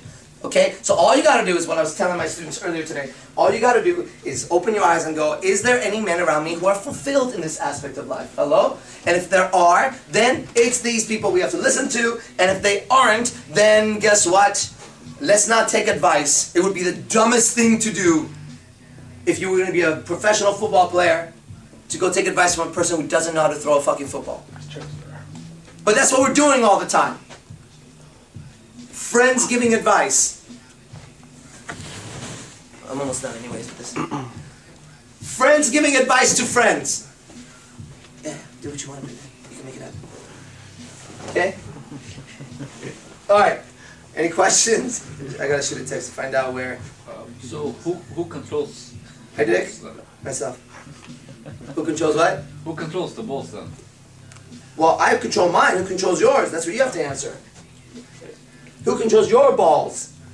It's the person that you have to, it's the person that you have to explain away your behavior to. It's the person that right when you think about, you know, hooking up with a chick, it's that person that you have to go, oh shit, that person controls your balls, at least one of them or half of them or has a rope on it. Okay? It's that one. They're like right there. They're not invisible. They're like, all you gotta do is think about, I want to go hook up like 5 chicks tonight. And bam, there it is. Oh shit, how would I explain it to so-and-so? That's the one. That person who would judge you so severely and think that you're a piece of shit, that person controls your balls. Now, if you're the judge, then you control your balls. If you go, man, I can totally do that, but then I gotta deal with my fucking guilty conscience. I gotta decide if it's fucking worth feeling like that for myself. Is it right? Do I want to hook up with her? Okay, now I gotta make that decision. But it can't be like, if so-and-so finds out, then I'm in a lot of fucking trouble. You're in trouble? What are you fucking 4? Are you fucking 4 years old? You're in trouble? Because you decide you're gonna go mate with somebody? I've been in a relationship for 7.5 years. Totally faithful. And we broke up, and she's married with 2 kids. The dumbest thing I ever did in that relationship was to be faithful to her. In my opinion. Because guess what? Who knows who the fuck I could have met 7.5 years later? You know? How many experiences, how many great people would have been in my life? No. She was the one for me. And then I was depressed for 2.5 months, couldn't even fucking eat, sleep, was thinking about the end of my life. Wow, really? Yeah, exactly. I think it happened to any like great pickup artists. There's some point where it's just like they're dead. Because someone fucked them and they just go, no, that's it. Can't do this shit anymore. You gotta control your own balls, okay? And it may be a gradual, step-by-step process of getting your balls back. Maybe. It may be a sudden decision, I'm done, and you could literally walk up to the person who's bothering you and say, listen, here's how it's going to work, okay? I just want to explain something to you. I control my balls. Oh, what does that mean? I decide who I hook up with and who I don't. I'm choosing to hook up with you because you present to me all the things I want in a female. But there have been times where you thought you could act like a complete fucking idiot and I'd still be around. Just in case if there's a misunderstanding, the only reason why I'm here is by choice. And that choice is earned every fucking day. And you know what they'll tell you? Well, then I can fuck anybody else. Well, then get the fuck out of my house right now. Get the fuck out of my life right now. Well, you're a hypocrite. I'm a man. I'm a man. You're a hypocrite. I'm a man. It's not equal rights. Are you fucking kidding me? Is that another fucking, yeah, we should put this up on some kind of like feminist site. I'll be famous by tomorrow. It's not equal rights. That's a lie. It's a lie. If it was equal rights, there would be a shitload of women running around in the army right now, shooting people, defending the country. No, that's just not happening. There's a few. For every like 30, there's one. We wouldn't have to have a guy's and a girl's bathroom. We'd all just fucking show up. We're equal. What the fuck are you worried about? Oh, well, now we're private. What the fuck? Open the door. Hold the door for the lady. Are we equal or not? You hold the fucking door for me now. You hold the door. Where you go? I held it yesterday. You hold it today. You can walk up to the door and be like, are you going to hold the door for me? Excuse me? Imagine the social violation. Excuse me? Oh, God, there's no more gentlemen in this world. Bitch, I thought we were equal. So if we're going to play the equal game, then we're going to play the equal game across the boards. In fact, if you slap me, bitch, I will punch your fucking head until it spins the other way. Don't think you could raise your fucking hand on me and be equal, because if a man hit me, I'm not going to be like, oh, don't hit me again. Boom, bam! Oh, you hit a girl? You hit me, bitch. Okay, fine. I admit, we're not equal. You hit me, I may slap you back, I may hold you down, I may push you. I probably won't knock you out. We're a man, I won't. Okay? Fair enough, I understand. I will hold the door for you. If something happens, I will step up and protect us. Yes, I will make more money in this relationship. See, that's part of it. They bitch about that all the time. Yes, I'm the man. I will make more money. I will provide the housing and the shelter and all the protection and the food. You clean it.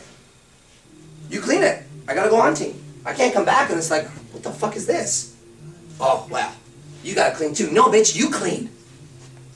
There's a reason why it worked 50 years ago, 60 years ago, and people weren't getting divorced left and right.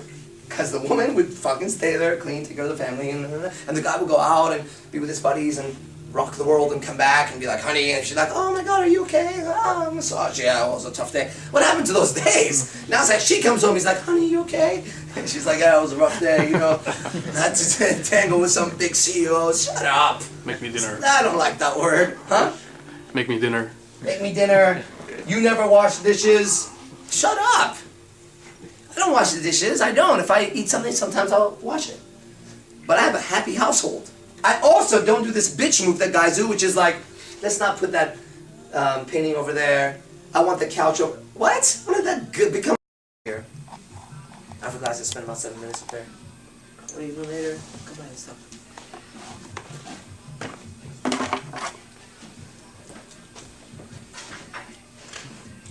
Right, who controls your balls, man? Me. Yeah, now you do. Now you do. Not when I first met you. Okay, let's get started. I was in the bathroom and I was peeing and I looked down and I had the big divine inspirational thought, who controls your balls? Who controls your balls, man? Okay? And it just kept going, the thought. Who controls your balls? Check this out. What? Yeah, it's funny, but it's more than funny. Okay? Is it your mom? Does your mom tell you where you are allowed to stick your dick in? That girl's no good, that girl's this. You gotta be this kind of person to this girl. Dun, dun, dun, dun, dun. Is it your religion? What's up? Or religion? Okay, gotta answer this. Is it your religion? Is your priest or your holy book or whatever you believe in? I'm not here to say any is right or wrong. I'm here to teach you game, okay? This is different. If I was teaching you how to fight, I wouldn't care what religion you were. I would care that you could win the fight. I'm teaching you game. I care that you get the vagina, okay? As many as you want. So is it your religion telling you? And it is at some point. I've taught guys. You've been here when someone has said it was their religion because of the religion they can or they can't. Great. Is it your ex-girlfriend or ex-wife that's still stuck in the head?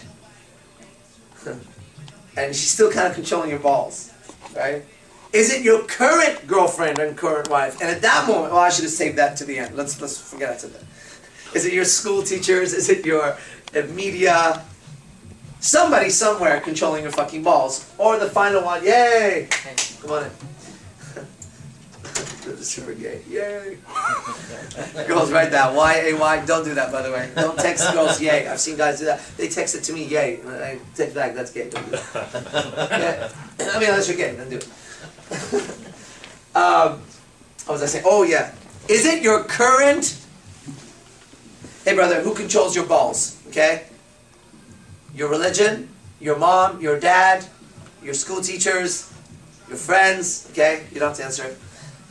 or your current girlfriend or your current wife, there's another side to that, slash the one-itis that you have. You know that one girl you're talking to, and you start talking to her and she starts going like, wait a second, you're talking to all these girls? She's saying, hold on, shh, you're opening your dick a little bit, come here. Whoa, I'm going this way, my dick's going this way. What's up? She's tightening it, right?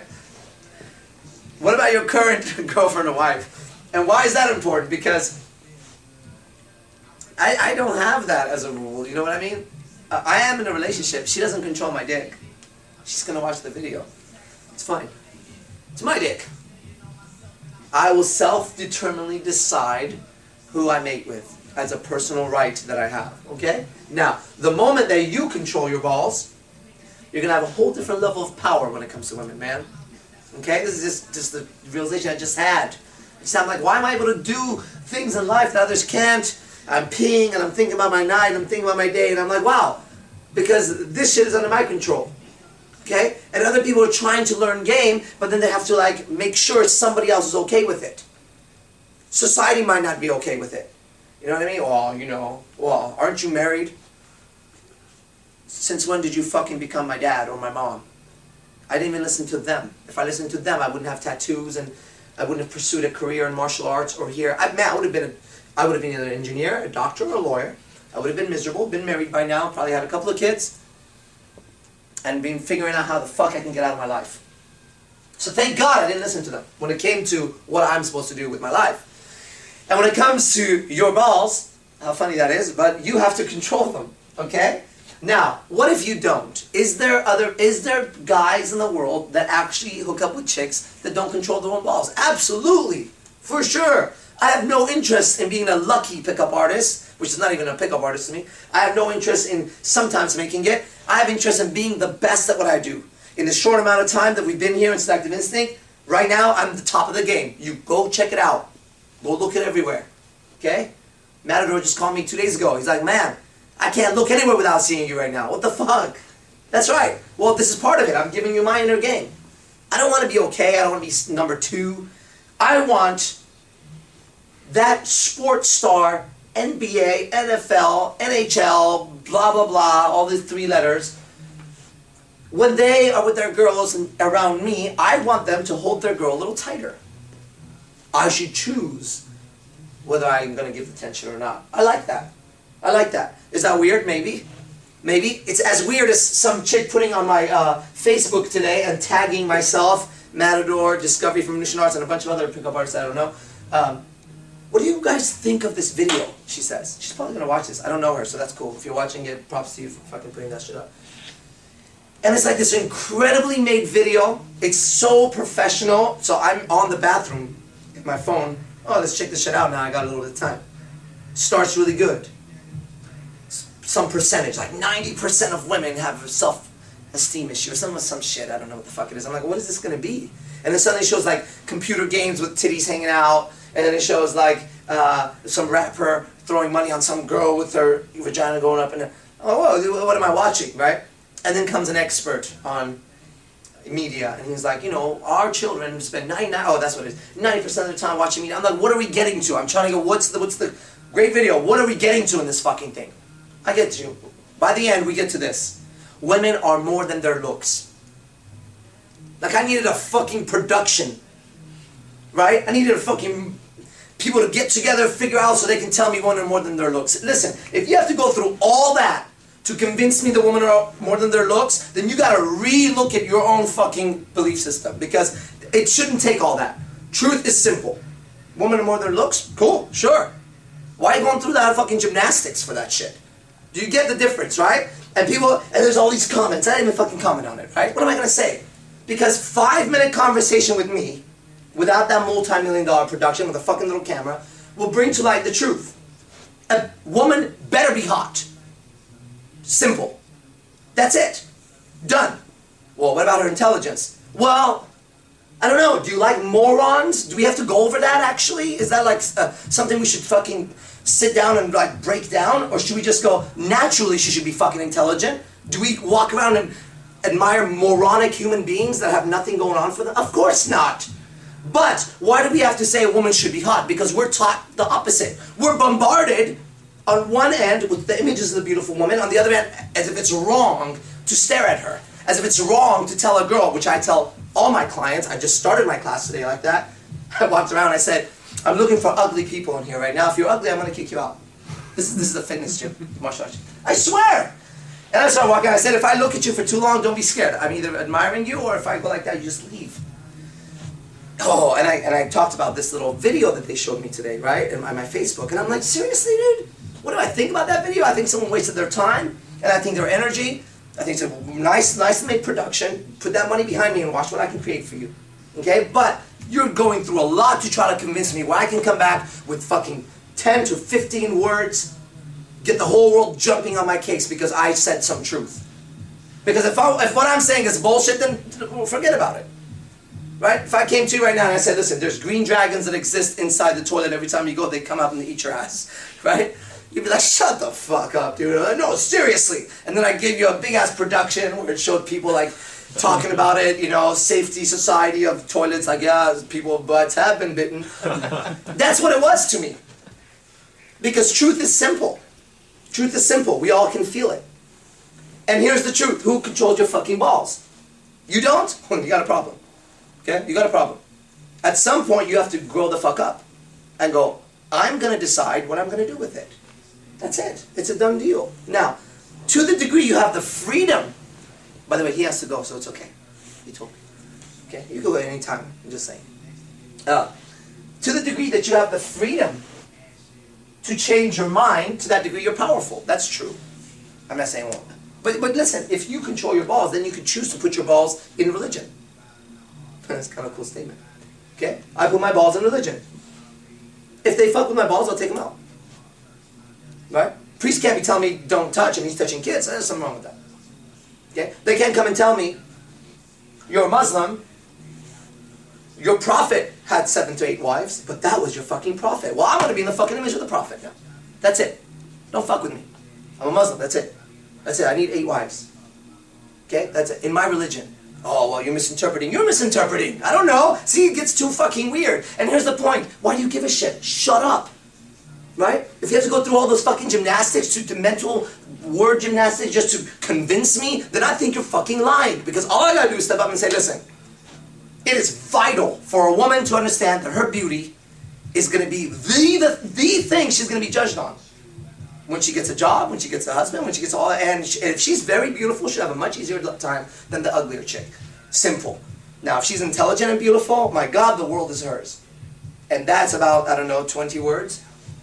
Argue that one.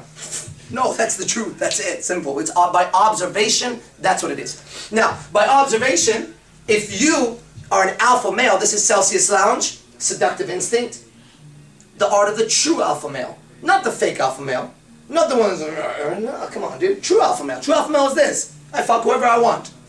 You don't want me to fuck that other bitch? Okay, it's a possibility. I won't.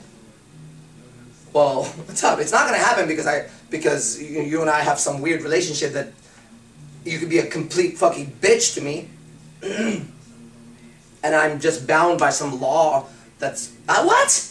Fuck you! I'm going over there now. Well, I'll leave you. Get the fuck out of here as soon as possible, because I was leaving you first. You missed the whole point. You see that? You didn't leave me. I just said I'm going to go over there and fuck her. We're not together. We weren't, obviously. Do I need to break this shit down for you? You know what I mean? Like, this is what we miss. We get into these weird arguments, like that Facebook post. Go, if you have me on Facebook, go look at it. It's a beautiful video. And then I was like, wow, I'm not going to fall into this trap. I didn't need a multi-million-dollar production. Watch my fucking 10-minute video, and by the end you'll go, damn, okay, that makes a lot of sense. Absolutely. Okay? So, let's not belabor it any longer. Well, let's keep it up because it looks good in the camera. Who controls your balls? All right? How about some observations from the crowd? Questions or comments about it, and you could spark me into talking. Anything come up? You get that moment of, oh, yeah, fuck. I don't actually control my balls. I feel bad going to a strip club. I feel bad looking at porn. I feel bad. You feel bad? You are a student of the female race, species, or whatever the fuck they are. Okay?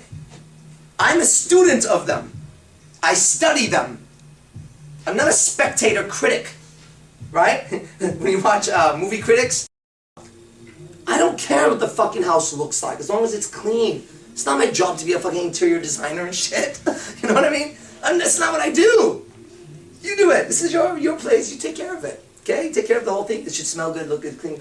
Okay, so anyways, I'm going off the point. The point I'm making is equal. No. We can all be judged equally under law. Possibly, I'm willing to even debate that one, but a whole different subject. But you're a hypocrite. No, I'm a man. Okay? And you're a woman. And there's certain rights you have as a woman that men don't have. Okay? That it's looked frowned upon if I do that. If every time someone yells at me, I scream and cry. If every time there's some kind of danger out there, some kind of effort to stop me, I just like break down emotionally and call up all my fucking guy friends and gossip for 10 hours about it, that's going to be a major problem, and you should leave me as soon as possible if I start acting like a girl. Okay? And should you decide to be a fucking guy and go out there and start hooking up with a bunch of fucking guys, then you need to understand, you are a fucking whore. A slut. That's what you are. Yes. And I'm not going to be with a whore and a slut. Please leave. Well, the chicks you're hooking up with are whores and sluts. There's a difference between chicks I'm hooking up with and chicks who are my girlfriend or wife. Okay? Let's get that straight. Now, this may be out of reality for you. Like, you could really say that. Yes, you could really say that. Okay? In fact, I recommend you say that if you can be in a relationship. There's a fucking difference, okay? Because otherwise, you learn game, you get really good at it, you get in the fucking relationship, and I'll talk to you 3 years later when she fucking leaves you for another guy who came in there and was just like banging her. And you became real calm and docile and no other girls were around you and you forgot what it was like to be an alpha male because you became a female, and it's like, oh, yeah. And she was like, oh, thank you, honey, for the roses. And, oh, my God, my man's so sweet. She put on Facebook, I love him because he always posts about me. When I see that shit, that relationship's over. I've called it 2 times. I'm calling it a 3rd time right now on somebody. Those guys are ending. All about each other on Facebook. It's going to end. It's the same thing as that video. Do you really need to fucking convince the world about this thing or what? When something is right, it's right, and it doesn't take all that. Okay. So, okay, any questions or comments on this? Otherwise, I'll just cut it and I'm going to go into my thing, my hole over there, and start texting and calling. Okay, conclusion. Who controls your balls? The answer to that question is the big inner game question. You could say, well, you know what, Arash, you break down tonight because you go look in the mirror and you go, my God, I really don't control my balls. Okay, good. Then you're going to have to go through some inner game to get out of it. Okay, because I wasn't born, came out of the womb like, fuck this. No, dude, it wasn't even close to that. I'm a Persian man, came from culture, everyone, who's very strict when it comes to dating and talking about sex and all that. There's a whole fucking story behind it, right? So, but I'm standing here, a changed man, by my own efforts. My own efforts have gotten me here. Thus, I can change people. Because it was an accident. And I'm not one of those guys, I'm a fucking natural. What's your fucking problem? Go open her. I tell you what your fucking problem is. You're going to fucking piss your pants and die. If she says no. I get it. Been there. But guess what? Overcame it. So you better be able to overcome it too. Done. That's it. So there's that as the coach. There's no agreement with you. You can be a pussy about it. No. There's an agreement that yes, it does hurt. It seems fucking devastating. It seems like the world's over. But guess what? I went through it. You can go through it too. It's not a fucking issue. Okay? Who controls your balls, man? This is the #1 video right now. You just gotta go somewhere. I don't know. Start hitting up all these websites. Say, dude, you need this fucking video. You guys, yeah, and you know what, while we're at it, let's talk about this real quick because they're gonna watch this video. A lot of these coaches out there, which you'll get to see me with on the Casanova Crew Fest or whatever the fuck this thing's called, are just a bunch of fucking chumps. Just straight up chumps. They're talking about pulling fucking 9s and 10s. I look at their goddamn pictures. These guys are like 6s and 7s. These are girls that I would possibly say hi to, maybe. If there was nobody else around, it was midnight, I was a little bit drunk, and she was wearing a skirt, and her hair was really done, and I would overlook the fact that she's not that pretty. Okay, you're gonna call that? Have you been around a fucking 10? Dude, give me a break. That's a different beast. That's a unicorn compared to what the fuck you're showing me. You're showing me a pig. The next thing is, a lot of the times what they do is they take pictures with models. They pay people. Or they go to the goddamn club and they say, you want to take a picture here? That's not your girl, asshole. That's a girl who got body temperature up and you took a fucking picture. And that other one is a fucking model. Look her up. Look up my girls. Message them. In fact, come here and see them. They're not paid shit, they're paying me. They pay me, there's a big difference, okay? So, don't get fooled by these fucks. All you gotta do is watch their fucking videos. I'm embarrassed. I'm embarrassed by some of these guys. One of these assholes tried to fucking interview me the other day. I hope he's fucking watching. And we sit there on Skype, and the fucker is sitting there like, so do you have any, he tells me, do you have any questions for me? I'm like, I look at Lucky, he was like, I go, no.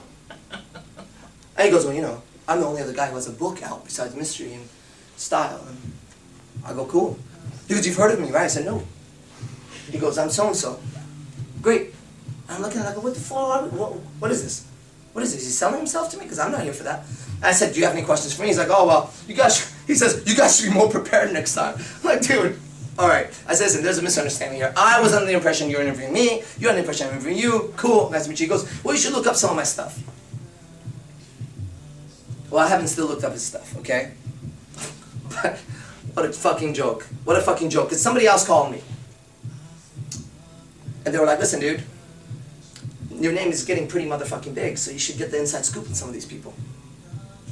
This dude, this dude, this. And then that guy comes up. That motherfucker pays people, pays girls for pictures. Really? Steals shit from other people. Really? Oh, you fucking chump. I can't wait to see you. Okay? So, this is why there's so many people studying game and not getting better. They buy that DVD, that CD, now go to this boot camp, get everybody all excited and shit, like some fucking Anthony Robbins say, yes, yes, yes, oh, yes, yeah, you feel better? Good. Okay. Who gives a shit? What's your statistic?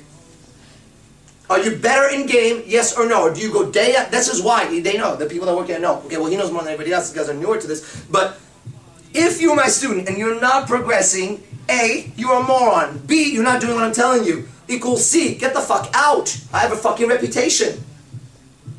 That's it. Simple, done deal. And then these motherfuckers are selling their shit, their soul for money. I don't give a fuck. I'm destined to be a millionaire. Look at me. Compare me talking next to fucking Tyler Durden. You know that guy? DJ Fuji. Spear. Have them come stand next to me and talk. They're gonna fucking shrink and their balls are gonna fall out of their pants. What the fuck, right? Well, they're good in their own right. I don't give a fuck if they're good in their own right. Everybody should pay respect to the people that are the best. That's it. So, if you guys want to change your fucking game, it's time to get it straight. Stop beating around the bush. Stop fucking trying. You know what I mean? Trying. Somebody taught me this in martial arts a long time ago. They said, try to pick up that ring. And I was like, okay. They were like, no, don't pick it up. Try to pick it up. I was like, what do you mean? They were like, try to pick it up. And I couldn't fucking understand the concept. They were like, okay, here's what you're doing. You're just picking it up. He says, now I want you to look at it and try to pick it up. And I couldn't get it. Then I got really good at hypnosis. And I realized that was a command. Try not to try. And try has this weird effort behind it. Okay? So you need to quit trying shit and just going and doing shit. Simple. You don't try to open her, you open her. It was either right or wrong. Done. If it was right, you get right results. Wrong, it was wrong. Good. You did it. You did it. Good job, buddy. 2 points for you. Come back, let's figure it out. Go back, open. Don't try to open, open. Don't try to kiss her, kiss her. How do you do it? Like this. She goes, ah! You kissed her wrong. But you didn't try to kiss her. This is trying to kiss her. And now it's like this whole weird shit. You kissed her. She pulled away. You did it wrong. Let's do it again. Next time, kiss her slower. Take your time when you kiss her. Oh, you get it? See, there's a big difference in trying to do it and just fucking doing that goddamn thing. Don't try to be comfortable with her. Be comfortable. How's that? Is your body comfortable? Is your body language comfortable? Get in there. Spend some time with her. You can't try to get comfortable. Get some time. You go, man, I was in comfort with a girl and it was very uncomfortable. You were in comfort with her. You were in comfort. Good job. You did it wrong. Now let's do it again. You find another girl, the same girl. Do it again. You gotta keep fucking doing it. This is how you learn something. You don't try to punch, you punch. And it either hits or doesn't hit. You slip or you don't slip. You don't try to slip. Oh, what were you doing? I was trying to slip. You slipped. Wrong. Okay? So, get rid of the word try. I'll talk forever. So this is the end, seductiveinstitute.com. Okay, if you're a competitor, I'm coming to get you. Fuck you. Everybody else, let's go. We got it. You ready? Okay, guys. So again, I don't know everybody here. I know most of you, or majority, kind of. But this lecture should help you with whatever the fuck you got going on. And I recognize it's a pickup group, so applied to women. The first, this may be redundant, some piece of it on camera, but it's going to get deeper. The very first thing you have to know is if somebody is giving you a vibe that you don't like, they're re-simulating in you something about you don't like, okay? You need to stop, go back, forget the person, look in the mirror, and ask yourself, honestly, from the bottom of your heart, from the bottom of your soul, is there any truth to what they're saying? Because a lot of times, they are hitting on the truth. It's not the whole truth, but that has a little bit of truth in it, right? And since that little bit of truth is re-stimulated, we're afraid the whole truth might come out, so we fucking panic, right? Why? Why? Here's the question. Why that extreme, severe reaction to another Homo sapiens opinion? It's just another fucker's opinion, right? When you start to have an intense reaction, stop for a second, say, I'll be right back. You've now re-stimulated something very deep in my soul. And I'm probably going to kill you, but wait a second, okay? Give me a moment. And you walk away and go, man, you know, is there something to that? First thing you need to do is handle it here. Then you come back clean. And you go, oh, by the way, you were saying? And they go, I was saying blah, blah, blah. But now you're clean. You don't have that shit in you. And you have a different reaction. And I could say, you know what, fuck you. And you kick him in the face. But you don't, before you would go, fuck you, boom. But you'd walk away like this. They still got to you. They still got to you. Now what I'm saying is a very high level of confront on life. Okay? It's taking a look at anything, and that's the big part of it. Anything that's bothering you that someone says about you, take a look. Is there a semblance of truth? If it is, good. You need to go back. It's something you don't like about you. You see it? And you're trying to hide it, and that person brought it out. Alright? And now, you have to destroy the source of the re-stimulation, or you're going to be visible. You're going to be visible. This happens a lot in couples when they argue. He says, you're cheating on me. I'm not cheating on you. She's not cheating on him, but she is texting some dude behind his back. But that's close enough. That's close enough to be scary. So she'll flip out. Anytime. There's 2 points in this. Oh, this video. My God. You guys behind the camera owe me your fucking life. 2 points you have to look at. One, if somebody is criticizing you of something that is just like, whoa, and they're really like going for it. Right? Like, let's say someone will come to me and say, you steal people's money. You steal people's money. All you care about yourself. You're stealing people's money. And if it's like in that tone, either they heard something that's completely false and they should take the moment to communicate. But if they're not and they're going, no, I guarantee you that person is stealing money from people. Okay? So when you get someone criticizing the shit out of you, and it's just like, and it hits you like this. When you have this reaction, whoa, shit. Fucking relax. Like, really? Like that? You have your fingers on someone who's doing that. Okay? Try that rule and you'll see. 1, if someone's doing that. 2, if something about you is bothering you when someone says something and you have that reaction, and your reaction is out of the ordinary to what they said, you need to take a look again. Now it's a more soul searching. You see, the first one is easier to confront. Because I'm telling you, somebody's doing something bad to you. So you go, oh, I'm a fucking saint. Why would you do to me? You must be doing it. And that's easier to confront. The second one is harder to confront, which is, you're doing something. You are doing something that you're not okay with, and someone's re-stimulating it in you, and you panic. So the only solution seems to be to destroy that thing that was talking to you, or get the fuck out of there as fast as possible. Okay? Because 2 human beings should be able to have a communication back and forth with each other. A girl will say to you when you're up, you're trying to talk to her, and she'll go, oh, you're ugly. And you go, oh. Okay, well, first of all, me, Arash Dibazar, personally have come to terms with the fact that I am ugly. You see? So, if a girl says to me, you're ugly, I'm just like, yeah, it's pretty true. I get bitches left and right, but I'm ugly, I don't give a fuck, right? I'm not trying to be handsome. I didn't like get up in the morning and go, I'm going to be handsome today. I woke up and I said, I'm going to be powerful today. There's a difference, bitch. And my power will fuck you, for sure. But that handsome looking guy, you might get him or you're not. So I personally have come to terms with it. So if a girl says to me, you're ugly, yeah, oh, okay. What else you got going? Okay? So a girl says to you, you're ugly, and you go, oh my God, well, maybe you're ugly. Maybe you're ugly. I mean, are you like the devilishly handsome young man that that you are? Or have you been lying to yourself your whole life? Okay, well, the good thing about game is, if you're not physically super attractive, you could still get 9s and 10s. Okay? But this is where you have to get to where I'm at, which is then you better fucking start working, dude. Because your looks didn't sell it.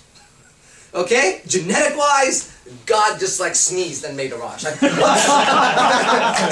And then I came out like, oh man, are you serious? Going through school and there's like these perfect looking people. You know what I mean? I'm just like, fuck, dude. But as he sneezed, he realized he fucked up. He came back and he said, I'll give you something to fight that.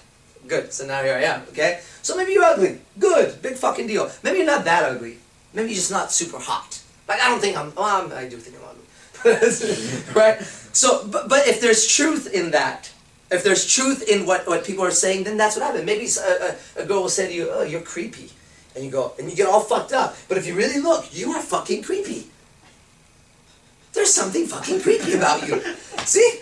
That's sort of recognition lapse. And we gotta confront that shit. We gotta be like, wow, dude, if I took a camera to me from outside, I would look like a nervous wreck trying to talk to a girl, like, hey, quick, look, whoa, dude, what is wrong with you? That's creepy shit. Or you're about to kiss her or hold her hand, and it comes, and she's just like, maybe that's a correct reaction to you. What I'm telling you is designed so that you can improve your condition. Because what I'm saying is you are responsible for what the fuck is happening. Because you could walk around all day and be like, it's her fault, it's his fault, it's her fault, it's his fault. That's what the bum down the street is saying. I guarantee, I talk to bums. If you go talk to a bum and ask them, they'll tell you it's everyone's fault but theirs. And then and this happened, and then they kicked me out, and no one cares about me, and then after a while, yo, dude, take some fucking responsibility, asshole. Okay? You're not here because everybody fucked up. You're here because you fucked up. Everybody could have fucked up, but you fucked up by being here. And this is where we get, whether, you know, now, let's say we're talking about making money, or making your dreams come true. Okay, that's what I'm more interested in. Okay? I believe that if you made your dreams come true, your own passions come true, you would be getting a shitload more pussy in life. Okay, or you could go concentrate on getting pussy and forget your dreams, but don't do that. Or you can combine the two. Alright? But we are here for a limited amount of time. So when you wake up in the morning, as you're washing your hand or face or brushing your teeth, hopefully you have a mirror. If you don't, then go find a mirror. And go look in the mirror and have a moment with yourself. Okay, now I do this throughout my day. Have a moment with yourself. Maybe something like this. Okay, I'm not going to give you my exact wording. I believe every artist has a right to their own secret. But something like this maybe. Maybe you look in the mirror and you go, man, no one sees you, it's just you. It's on you today, motherfucker, it's on you. If you make it, it's on you. If you lose, it's on you. When the night ends and you come back and you're brushing your teeth, you're responsible for everything that happened today. Okay? You better fight for your fucking right to live today. Alright? Because the moment you step out, everything is going to be against you. I guarantee it. I know that. I know that. Stepping out of the house, as I walk in, I know, hey, Ron, yeah! Get it today! And then I'm driving down the street and the cops coming by, yeah, get it, buddy! You know what I mean? It's like every moment, starting with the fucking cop, to the red light, I don't want to stop, there's nobody here. Starting with the fucking alarm clock. I wake up before my alarm clock because I hate it. I think it's like the worst thing to wake up in a panic. You're like, what is that shit, right? And everybody does that. It's like you start off wrong. So I know I gotta get up at 10 and I set my alarm for 9. 9, if it goes up, I go, I don't have to get up. Fuck you. And I lay there, keep your eyes open. But normally I get up before the alarm anyways, okay? But you gotta have a talk with yourself and you gotta say, hey dude, it's on you today. Okay? It's on you. This is it. When you come back tonight, okay, and you're about to sleep, you better be okay with what you did today. And you better not be going through life like the wind blows you here and then blows you there and then it's just like, what'd you do today? I don't know, I did the same shit I do every day. I went to work, I came home, really? Really? That's what you're fucking worth? Seriously? That's what you're worth. A fucking human being. Some amazing fucking miracle that I'm even able to speak and you can understand me and I can move my fucking phalanges like this? Like, what? Are you kidding me? This is some trippy ass shit going on right now. This is the Matrix. And we forget because it's like, okay, waiting for the fucking weekend to come. What are you waiting for the fucking weekend to come for? Because I work tomorrow. Do you understand that that kind of logic just doesn't fit into my world? And if you could get here for a second and see the world through my eyes, you would go, what the fuck are you talking about? Now, I don't walk around and have conversation with everybody and they say something like, what the fuck are you talking about? And the next person comes up, I'm like, what the fuck are you talking about? That's how I feel. But I'll leave that for the lecture so more people see me instead of just one-on-ones, unless they're my really good friends. Otherwise, it's like, what the fuck? Hold on. You're telling me you have work tomorrow so you can't have a good time tonight. Well, you're an idiot. Okay? You're telling me that you're nervous about approaching her so you didn't approach her. Well, you're a fucking idiot. You're telling me that anything besides you have a desire and you're gonna fucking go for it. That one I understand, I'm curious about, I want to know about, and I want to be around. Tell me about it. How do you overcome your obstacles? How do you overcome your insecurity? How do you, at a time when the economy's crashing constantly, how do you keep winning? I'm curious now. Otherwise, don't waste my time with the same bullshit everybody else is feeding. Oh, no time, I'm so tired, so no energy. That's boring. Okay, that's boring. Now, we're going to talk about attracting 9s and 10s. Beautiful women, okay? First of all, you need to know she is struggling in life, okay? I'm a fortune teller. If you haven't seen me, watch the video that comes out, okay? I can make money as a fortune teller. And I'm going to predict the future of the next 9 or 10 that you meet. Yep, she's struggling. She's insecure. She thinks she's fat. She doesn't have real friends. She knows in 10 years she's fucked. She's been betrayed. That's the story of every single girl, okay? Every single one. She could lie. I know I'm hot. Yeah, okay. Yeah, okay. No, don't buy it. Get out of here. That's her story. So you're going to walk in the picture. If you want that 9 and 10, you have to represent the freedom she has from those issues. You see? If she's insecure, I am secure. Now, I really am secure. So she's going to feel that in me, and she's going to give me a moment of her time because it's fascinating to her that I could be secure in a world where there's so much insecurity.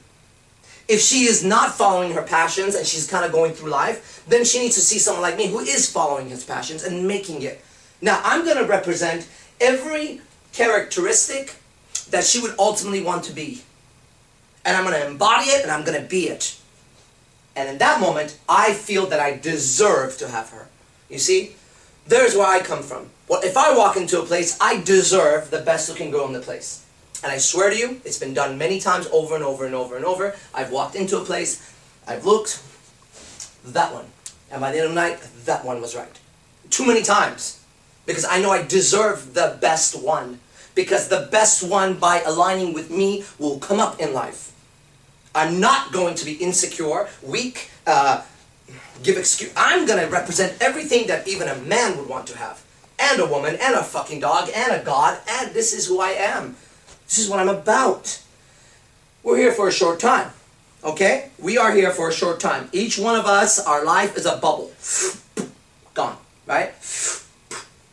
And we should be told that every day. Your alarm clock should, you wake up, goes, motherfucker, 1 step closer to death today. It's like, whoa, really? And then you get up, and TV, you turn it on. Before any channel comes on, fucking Grim Reaper is there and says, hey, looking at you, buddy, 1 day closer. But, you know? And you're like, whoa, what's happening? You're dying, asshole. Okay? You're dying. Okay? And you go, and every time you're about to turn on, every moment, you're reminded, dude, you're dying. Okay? Okay, good. Now, that's grim, but it's not grim. Okay? It's not grim. I study the samurai and the ninja, and that's who I am, okay? By heart. I'm a warrior and a poet by heart. And those guys knew that they went to war, they would probably not return.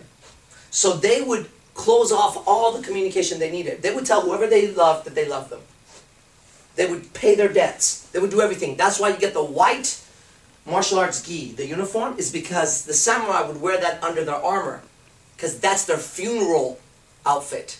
They would go knowing they may not return. Now, okay, That's some intense shit. Good, so am I. Because I believe that's what it takes to win in this life. You see? Now, you tell me, a woman has a choice between 10 guys, and I will be one of 10. So she has 10 choices. One of 10 guys. And I come in with that mentality, which says, today, everything that happens is on me. Which says, whatever she needs as strength, I am this. Without a doubt. I'm not afraid. Can't be. See, I can't afford to be scared. It's not that I don't feel the emotion. I fucking certainly feel the emotion. But that doesn't equal not acting. That's the difference. People will feel an emotion, not act. I feel the emotion, and I go, well, okay, that's cool, whatever, fuck you, let's go. Because I know what it's like to go to bed and not be okay with myself. I should have done that. You know, I have my journal from freshman, senior year, sophomore year, and I would listen to Anthony Robbins. That's when I discovered Anthony Robbins, right? And I naturally wanted to get girls. So I have a journal that has my goals. One of the goals was, say hi to Danica. You should probably watch this, because I still know her. Say hi to Shakira. And I would show up, and I would know she's like third period, right? And I would start sweating at the end of second period. And like, just, I am fucked up. And I would try to time it into the class. And then I would miss the moment, and I would sit down, and I would see her, and I'd be like, okay. Waiting for an opportunity. And then I would go throw something away.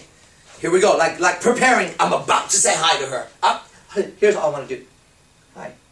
I swear on my life, this is true what I'm telling you right now. And I would walk and miss the opportunity. Throw it away, here we go, on the way back. But every time I would miss, I would get so fucking fucked up. And then I would come back, at the end of the day, I'd have to mark off, if you ever done Anthony Robbins, I would have to mark off what I've done, what I hadn't done. So I would be like, no. Go to the next day. All right. Start again, man. And then finally, like, I would say hi, right? And I would come back, yes, I said hi. I remember very clearly, kiss Shakira's hand. Like, that was a big deal to me. I want to just kiss her hand. That one never got achieved, okay? That still fucking upsets me. But I know what it's like to not be okay with me. I know that feeling. That one sucks, okay? It's really fucked up, actually. I also know the other side. I know what it's like to be okay with me when other people can have whatever fucking opinion they want about me. Okay, this is why I can do what I do right now. If you're following my journey and my videos, you know what the fuck's going on online. I'm blowing up. Just speaking my truth, okay? Now, where I stand, it's irrelevant what anybody thinks. Because the truth that I give is real, and it helps. That's it. And like I said, I'll keep teaching it till it's done. So, here's a lesson in this today. If somebody's re-stimulating something in you, instead of just going nuts on them, take a moment, tell them, I'll be right back, time out, go back. I like the mirror. I like the mirror because I know people can't look at themselves. I don't know if you've ever done that before. I look at myself a lot. If you come to my martial arts academy, I will stop and look at myself while everyone's doing whatever the fuck they do. Because people can't even make eye contact with themselves. I've seen it. You gotta be able to look at you. That's me, look at me, whoa. That's what I feel when I look at me, like, is that me? Shit, what happened to this guy? It started with one tattoo. Oh, fuck is happening to me right now? So, first relationship you have to handle is you with you. Because then that's when you get very powerful. And you gotta be so ruthless. I love that word. You have to be ruthless with yourself because you're gonna wanna lie to you all the time. Oh my God. We're like the biggest fucking liars to ourselves. Constantly, dude. Constantly. No, I really like her for that. No, you like her for her pussy. Be honest, okay? I keep telling my students that. You like her for her pussy first. You can learn to like her for other shit later. Okay? Now, if you have this frame, you're going to be a lot better. You're going to be a lot better.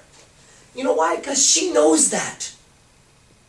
She knows that's what you like her for. I know it. Everybody knows it. God and devil knows it. Everybody knows it. The birds are like, chirp, chirp, motherfucker. Okay. Look at that guy. Trying to act like, I know what you're looking at. How does the bird know that? Because that's what the fucking bird is looking at. Just so you know. That's nature. That's not apology. That's nature. Now, I'm not a fucking animal. Well, I can be. but you know, I'm a little bit more. So I personally am not okay with me if that's the only thing I'm after. So that's where I come in as a consciousness. And I say, okay, that's gonna be the attraction, is her physical beauty. Only, get this clearly from me. Her physical beauty is the only attraction I have for her when I start. And I don't have to lie about that shit. So I can make it vulgar and say her pussy, right? Or I can make it a little bit more, you know, acceptable, which is her physical beauty is the only thing I'm interested in right now. So I take her through, if you're not familiar with mystery method, you should be. I take her through those steps. I'm going to approach her without freaking her out. I don't want to be creepy. I don't want to make her run. So I'll approach her neutrally. Neutrally. I know she's a 9 and a 10. She's been being talked to the whole day, being hit on. She's done with it. That's like if I had $10 million and every motherfucker came up to me and was like, can I have some? Can I have some? No, fuck off. It's my money. That's how she feels about her looks. No, fuck off. No. Stop. Okay? You can't get in here. That's what everywhere she goes, she's getting that. So I gotta approach her neutrally. Then I gotta show her that out of all these selection of men that she could have, listen, she's a hottie. She could have a lot of guys. I have to show her I'm the guy. That my value is higher than everybody else. And that by her aligning herself with me, her life will change. That's my second step. Got it? Good. If I do that correctly, she will start indicating to me that she's interested in talking to me. She's not interested in fucking me, okay? That's the difference. You are interested in fucking her. She's interested in talking to you. Good, that's good enough, guys. Get that straight. That's good enough. That's all you need. Now she wants you to stick around. She starts playing with her hair, smiling, laughing at your jokes, touching you, asking you weird questions. Do piercings hurt? Do tattoos hurt? I have a tattoo also. How's your girlfriend? Do you have a girlfriend? Shut the fuck up, bitch. I know what you're saying. You like me. Okay? Now comes a crucial moment for me as a pickup artist. Now I know she's into me. Now for me, I don't want to be only into her looks. Why? Not that there's anything wrong with that, but that's because that's my own personal code. I have been with women that are just beautiful, and they have almost destroyed my life. I have 2 tattoos that demonstrate that in my body somewhere. Because I was so fucked up, I didn't have to live anymore, so I tattooed it. So for my sake, I need to have something more than just her looks. And at this moment, I'm going to qualify her. I need to find out who she is. So I'm going to ask the questions that I need to ask. Who are you? What are you all about? She starts telling me, and I am praying, and I'm helping her to show me that she's more than looks. Okay? Now, if you are really in this frame of mind that I said, she's going to feel it. You're the first guy all day, all night, who's really qualifying her. You're saying, baby, I know you're hot. I mean, come on. I'm not going to lie. I'm not going to walk up like, you know, oh, well, you're not that good. Yeah, you are. You're fucking great. You look fucking hot. Okay? And you should know that I can turn the fuck around and walk away. It's not enough. It's not enough. And if I turn around and walk away, your life will never be the same. But if I turn around and walk away, my life will be the same and better, because there will be another bitch who will give me what I want. You can have another guy, but you can't have a guy like me. This is where you have to be able to do demonstration of a higher value. Because until she knows that about you, you can walk away all day long. All you have to her is a dick. And she could have a dick wherever she wants. Okay? But you gotta start off by letting her know there's something different about you. You're an entrepreneur, you're this, you're that, you're a traveler, you're whatever the fuck it is makes you happy in life. She goes, oh, no, yeah. Now if you walk away, she's losing potential survival value. Her mind is racing like your mind is racing. Your mind is racing looking at her, thinking about being with her physically. Her mind is racing, looking at you, thinking about her life. I could leave my job and work for him. I could leave my boyfriend. Maybe if I could, I've always wanted to travel. I swear to God, she's doing that shit like 24 hours a day. Because she's focused on survival value, while you're focused on replication value. So she's focused on survival while you're focused on replication, okay? Knowing that, you gotta play the game correctly. That's why it's called a game. You know how funny it would be if she walked up to you and instead of taking the time to wear a nice bra and fix her hair and make this a little brighter, make this a little brighter, make this a little brighter, tighten this shit up a little bit and accentuate places, smell good. If she, instead of putting that in your face, instead of like, she came to you another way. She was like, and I work for Cisco Systems. Right? She was like, I work for Cisco Systems, and I have a nice car, and I live in a mansion. You're like, bitch, what are you talking about? You're gross. Like you'd be like, why are you telling me that? And she thinks in her mind, I'm gonna get him now. I have a nice car, I have a good job, I make good money. You're like, whoa, how's your tits? How's your ass? How's your hair? Why are you telling me that? It's like, you're a dumb fuck. Okay? That's what happens to them when we walk up and we try to be all like fucking Mr. Cool, good looking guy. She's like, why are you doing that? Like, what's up with you? Right? What you gotta do is throw your tits in her face. So you walk up and you tell her what she is focused on. That's your demonstration of our value. She wants to know a man can lead men. She wants to know a man has healthy emotions. She wants to know a man is pre-selected. There's other girls that like him. That's what she wants to know. That's what you tell her. That's what you show her. That's what you demonstrate. Just like we want to know, you look good here, you look good here, you look good here, you look good here. That's what we want to know. I don't care about other shit. That's bonus. First, show me that. Now, she walks up looking, bam, I'm very interested, huh? Yeah, no, that's time. You have to leave like a minute. You're on your way out. You have time? Yeah, sure. What's up? Oh, and now you're like making time. Because she offered you what genetically, nature has designed you and I to focus on.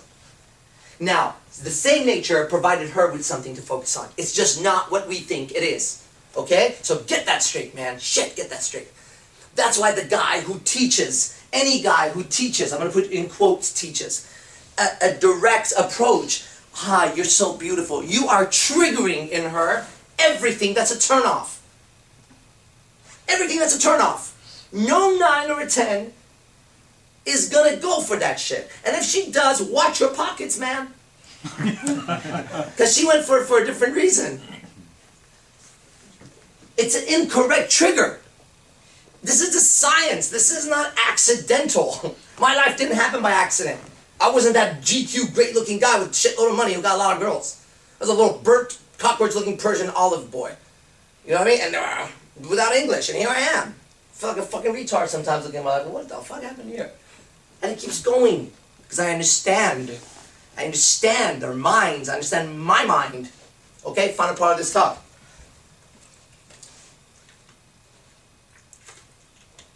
If you leave in the morning out of your house, if you walk from here tonight and you go somewhere and you are trying to protect you as an identity, okay, this is Arash Dibazar right here, this guy.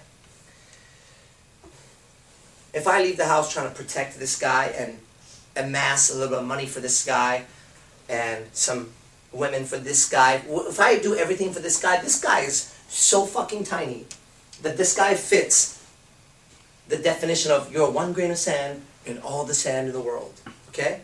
I get it. But I don't walk out like that. See, I walk out connected to an idea, a purpose that's much bigger than me, that's been here before me, that's going to be here now, going to be here in the future. And because of me, that purpose will be communicated out from me today. Today. Now, people have been big enough to shoot people with this purpose, but they haven't been big enough to stop the purpose from moving forward. Now I'm getting some power. So now as I walk forward, I'm connected in a different way to the world. I am here as a vessel to communicate something, my truth, whatever that is to you, okay? And I'm going to go out when I go to a party or whatever the fuck I'm doing. Instead of it's you trying to get that girl, why don't you be about somebody who believes you should enjoy your Tuesday night? Why don't you be about the person who maybe you work 24 hours a day and you realize that play is also important? Why don't you be about the kind of person that believes no matter who you are in life, you should overcome your insecurities? So you're out because you want to talk to people because you're insecure about it, and that's what you're there doing. Any of that shit is a lot more powerful than me going out there trying to get a phone number for this guy so this guy can have some kind of sex in the future and maybe reproduce a child. Okay? At that moment, it's you versus the entire universe. Okay? But the moment you expand out of your little identity that's destined to not be here sooner or later, pop, right, it's done, then you're about something bigger. That's when you leave behind a legacy. That's when you do some shit that's bigger. That's when people start listening to you. This is why. You understand? This is why. This is why none of those fucking chump-ass pickup artist instructors can compete. Because they are doing them, trying to become something. And then I step up and I'm like, yo, motherfucker, get your balls back, believe in yourself. get out there and make a fucking difference, blah, blah, and that's not me. That's some shit that needs to be said. And I just do it, and I believe in it. Perfect. How are you going to compete with me, you fuck, if you're watching this shit? Okay? How you can't. Impossible. Because it's not me. To compete with me, they have to compete with you and everybody else who believes in my ideas. So you need to go out with ideas. It's a world of ideas. The only reason we love Steve Jobs is because of his fucking ideas. Okay? You are an idea more than a physical body. Whoa, it's getting deep, okay? Let me just pull it back a little bit. You're more of an idea than a body, okay? So, get that straight and start living it, and believe me, what I'm saying right now, if there was, let's say 1, 2, 10, 15 of you brought a 9 or 10, a hottie, and was sitting there, as I'm talking, they would be mesmerized right now. Probably wet between the legs at some point. If I want to make it, I'd be like, get wet. Oh, I was just working out, I'm sweaty. So, they would be very attracted. Why? Because the shit that I'm saying, they're dying for it. You get it? We're speaking to the human soul and recognizing that soul is connected to an animal body. So first of all, let's not make people wrong for having an animal body. It's like every time you took a shit or you pissed, I was like, oh, you took a shit. That guy just took a shit. Dude, he like sat down and this brown shit. You're like, what, don't you take a shit? Oh, well. No, not really. I mean, sometimes I take a shit differently. I spray the place first. Whatever, right? It's like, listen, dude, you take a shit too. Or every time someone pissed, it was like we made them wrong. Or every time someone ate, we made them wrong. Now, this is what they're doing. They make you wrong every time you look at a girl. You have to do this shit. She's in like little booty shorts and shit. Right? Walking past you, you're supposed to do this bullshit. She's coming, you're supposed to go. And feel bad about the whole goddamn thing. What if she was jogging and I came up and I had a Rolex watch and I had Louis Vuitton shoes, Louis Vuitton jacket, Louis Vuitton belt, some fucking diamonds, my teeth were glowing with diamonds, and she was jogging and I was like this. Past her. You know what she would do? Because she's designed for that. But she's not going to look at your legs. Some do, but it's not the same feeling. When they think the guy's good looking, it's like this. He's hot. End of story. That's it. Not, he's hot, I gotta fuck him. No, sometimes they're drunk or stupid, but we're not going for luck. We're going for science, okay? So science don't count on her looking at you, oh my God, look at his ass. Okay, it's not gonna happen.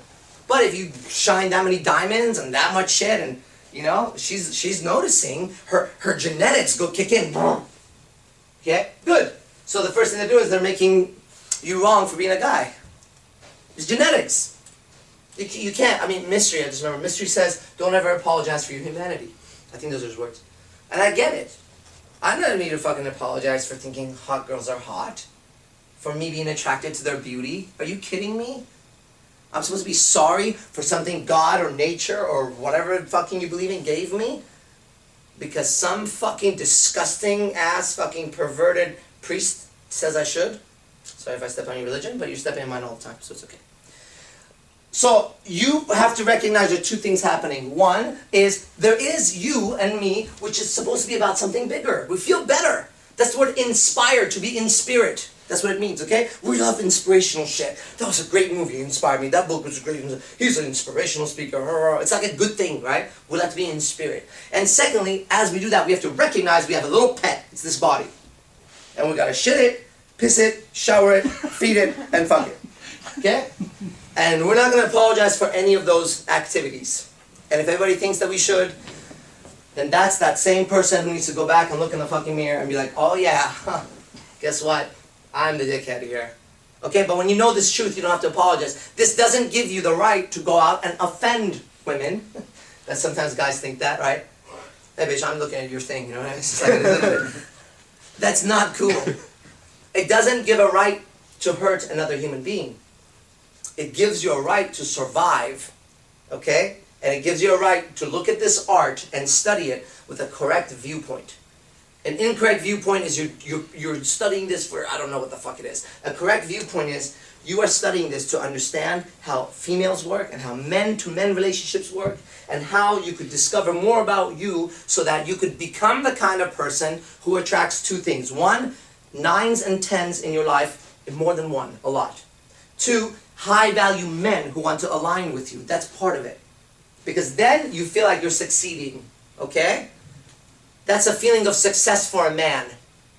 If I have beautiful women around me that will give me high level of compliance, and if I have high-value men who see me worthy to ally with me, I feel like I'm worthwhile. You see what I'm saying, right? Each one of us, if you had what I just said at a higher level, would stand a little more proud. Okay? So that's what this is all about. There's no apologies at any point, like the other video I did, ever. You don't need to apologize unless you did something wrong. And if you did something wrong, be the first to apologize and get it over with. See, there's two solutions here. One, you did something wrong. So quit fucking around and say sorry. It's over. Done. I say that many times. Sorry. Fucked up. Okay? I'm human. I make a mistake sometimes. I'm sorry, but let me be the first to cut this shit off. Because otherwise it'll keep happening. Or two, you didn't make a mistake. Why are you sorry? I don't get it. Did you make a mistake? Well, no, but I don't want them. No, you didn't make a mistake. You are not sorry. To be sorry means to try to go back in time and reverse it. To regret. To regret. To say, this happened, I wish it didn't. I wish I could go back and change it. I don't want to change anything that I've done. I've said a few times sorry to my current girlfriend. Like 4 days ago. Hey, I'm sorry if I've ever hurt you. I'm sorry if I ever made you cry. And I meant that from the bottom of my heart. But I didn't say it so that she'd be like, it's okay. I said it because I had the feeling I needed to say it because my soul was torn. I was dying inside for whatever fucking reason. And I just was like, okay, I need to apologize to this being right now. Just so I feel better. And I felt a little bit better. Not that much better. Okay? Alright. Okay, good. So, well, here's how these things work, okay? Some of you guys are here, most of you guys are here, because you want to understand the world of pickup and seduction. Some of you guys are here because you want to get better in communication and business, and I'm pretty good at all those things. But before I get started, I have to now give proper acknowledgement, because just the way that things have been going in my life, to all the people that have come before me, all the books that I've read, all the people that sat down and fucking published the goddamn book, thank God, you know what I mean? Because without them, I would not know this shit. I know for sure. So we have to give proper acknowledgement to everybody who came before, to now, and hopefully in the future there'll be somebody who will help as I'm helping, or whoever else does, okay? I sound so fucking spiritual. Relax, dude. Be cooler. Okay. Fuck that shit, pussy, ass, cunt, bitch. Okay. It's better. This is kind of like some kind of fucking meditation retreat and shit. Okay, here's what's happening. We talk about the art of the true alpha male, okay? And it's my job, just for my own personal evolution, okay? As a human being, every day, to try to find more truth and get rid of more false in my life. Because when we suffer, we're suffering because we bought someone's bullshit. And I truly believe that, okay? Like they thought the world was flat, so they didn't go too far, they didn't want to fall over. That's bullshit, right? But then they found out it was round. Who knows? They were convinced it was flat, now they're convinced it's round. Maybe one day it'll be a fucking triangle. Who knows, right? But we do know that the way we view the world decides how we go about relating to it. So, some of the ideas I'm going to give you right now are just some of the ideas that have been around recently for me and have really helped with my game and my businesses, and I'm sure you'll understand how it works, okay? So, it goes like this. In society, there's a prevalent thought these days that says you're not... Okay, here it is. Everyone's equal. Everyone's equal. And these two go together. You're not supposed to judge people. It's almost like taboo. You know what I mean? I bought another shirt. This one says that's what she said, because I always say this shit. And I bought another one that says I'm quietly judging you. I can't wait to wear that. I'm going to wear it tomorrow.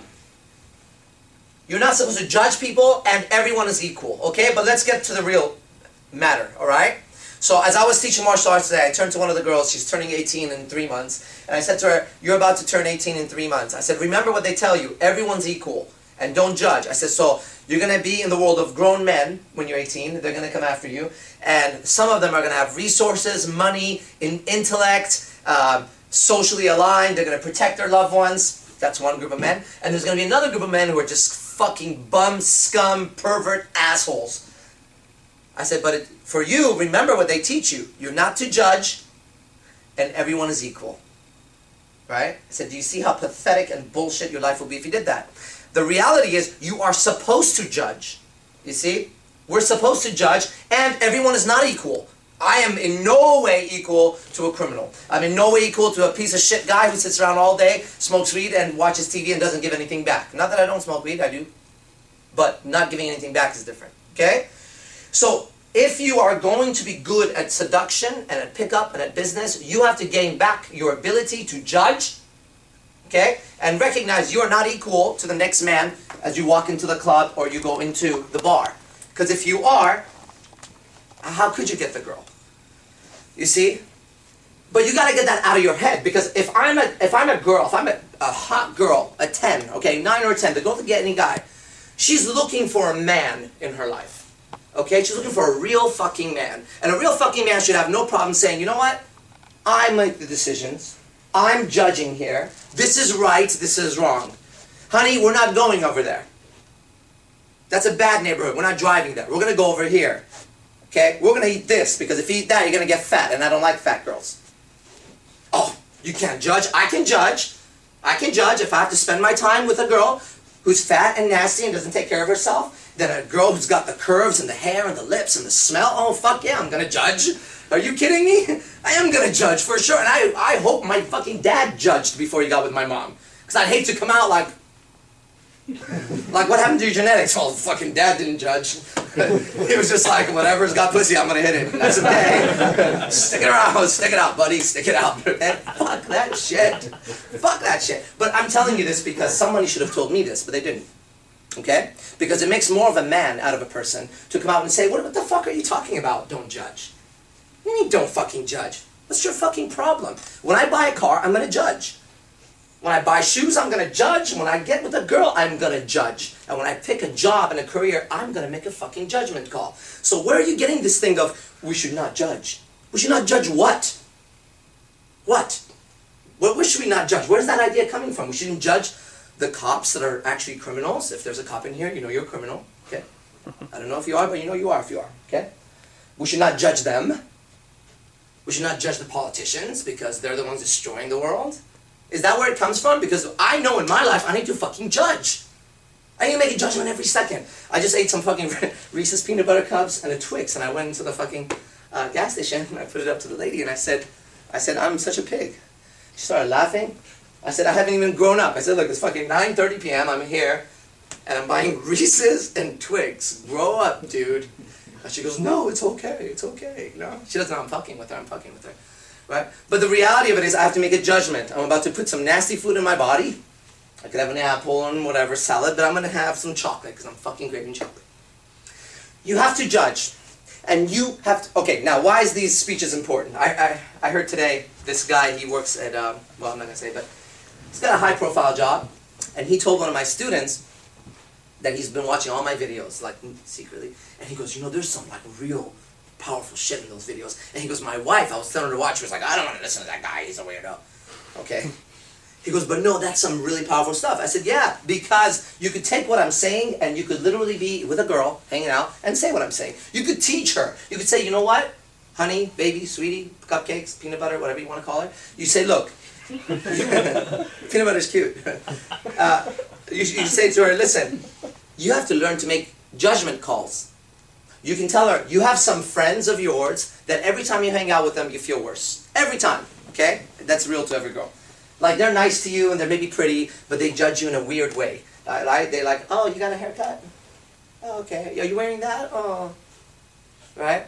And every time you leave, you feel bad. And there's some people you hang out with that you feel very good after you hang out with them, okay? So now I'm going to give you a piece of tech, which is, when you do that, you point to yourself, okay? That's self-anchoring. It's from hypnosis and NLP. So if I'm talking to somebody and I say, you know, people that you hang out with and you feel really good with, right? There's some people that you know you feel really good with, and you go, oh, that's so obvious, he's pointing to himself. Yeah, it's obvious, so what? That's another thing. Who gives a shit? Should I have a problem making myself look good in front of people? Like, should that be like some secret thing? You know what I mean? Like, no. I want people to think highly of me and good of me. So I'm going to use everything I can in my life to make that shit happen without apologizing. Okay? Simple. So yeah, I'm going to go like this. And she'll be like, you're pointing to yourself. She won't, but if she does, your worst fear that you go, I got caught. Okay? That's everyone's worst fear, right? Not mine. You go, I am pointing to myself. You say, oh, well, that's why. What are you talking about? This isn't what I'm telling you, okay? When you hang out with some people and you feel great because you do with me, that's different than when you hang out with some people and point away from you and they make you feel like shit. And you tell her, you have to have the ability to judge. So you say, have you heard this bullshit of, you can't judge, you shouldn't judge, you should be no judgment. I don't judge people, I don't judge. Is that cool? That's not fucking cool. That's the weirdest shit I've ever heard. Let's get rid of that garbage. I don't judge, well, you shouldn't really judge people. You don't know them. Hey, what I know of them, I better be able to judge. What am I supposed to fucking every person I meet sit down and get their whole fucking life story? Right? Okay, listen. Before I judge you, can you tell me all about you? Let me down. What the fuck? I don't have time for that shit. Based on these 10 seconds, you just made yourself look like a complete asshole douchebag, or you just made yourself look like a great guy. That's all I have is 10 seconds. 5, 4, 3, 2, 1. I don't know. Some people rub me the wrong way the first instant I see them. Right? Like, that guy's a dick. How do you know? I don't know. He looks like a dick. Okay? He looks like a fucking dick. I should have the judgment call to do that. So, I'm telling you this because it should help you, and you don't need to apologize for it. You're just like, yes, you're here to make a judgment, and you teach your girl. You teach your girlfriend, wife, sister, girls you're dating, you tell them, and you say, hey, you know what's really cool? I heard this guy, he's really fantastic looking, he's incredible, he's got tattoos on his face, he's beautiful. She says, you're gay, you say, no, but if I was, I would be with him. Not funny to some people here. They're like, oh, that's gross. Good, you're in the right place. You say, look, I realize that you have to make judgments in life, okay? You have to make judgments. In fact, she wants you to make a judgment call the next time you go buy some clothes. That's what she's thinking a lot of times. We have one of the services we have here is style makeover, right? Style makeover. And she's thinking, if she's a 10, she's looking at the guy going, what the fuck is he wearing? Those shoes, that, I'm not pointing to, I'm pointing to the middle. Okay? What the fuck is he wearing? She wishes you had a little bit of a judgment call in your senses, okay? So you can tell her that as a man, you've now recovered. It's like a video game to me. I've now recovered another level. Like, oh, what's that? I can now judge. Right? Prior to this level, I thought judging was wrong. Now, I'm gonna judge, and it's okay. I'm the judge of my life, okay? Good. That means if I'm succeeding, I make good judgments. I have healthy emotions. Women are attracted to that. Okay? And you could show her. You could show her that some of her judgments resulted in really bad choices in her life. Example, her ex-boyfriend is still ruining her life. Okay? How do I know? Psychic. Okay? Her ex-boyfriend, she made some really fucked up choices. How long were you with your ex-boyfriend for? 3 years? Fuck. 3 fucking years? You wasted 3 years of your life with some asshole? Well, you know, I loved him. You loved him, you're done. Don't waste your fucking time. I don't get into a relationship to be with them for 3 years, invest money, time, energy, love, affection, so I can break up with them. Fuck that shit. Okay? This is a real deal. It's the same thing with students as a business, right? This is why it relates to business. If you have a customer, you're not going, well, I'm going to invest in that customer for a year. That fucking customer is for life. That's it. We have a lifetime fucking relationship. Simple. Okay? So you have to be able to judge and make judgments is one. What's the other one? Equality. Which is kind of related to each other. Equal, okay? Everybody's equal. Listen, motherfucker, I am not equal to your fucking ex-boyfriend. Okay? In fact, that's why he's called your ex-boyfriend. If you ever forget and you think about talking to that asshole again, remember why you call him your ex. Because he fucked up somewhere. Okay? Or you fucked up. I don't know. That's why he's your fucking ex. I am the present and I am the future. Okay? Now, as I'm telling you this, these ideas, this is called inner game. Seductive instinct is what we teach, right? Inner game. If you start to have some of these thoughts that I'm telling you right now, you're going to come across with a different level of presence. Okay? Different level of presence. Now, what I want for my students and the people that work for me is I want you to walk into a room and people feel it. Whoa. In order for that to happen, you have to have some very powerful beliefs. You can't believe that everyone's equal, because if I walk in here and everyone's equal, then why the fuck would you want to look at me? I know we're not equal.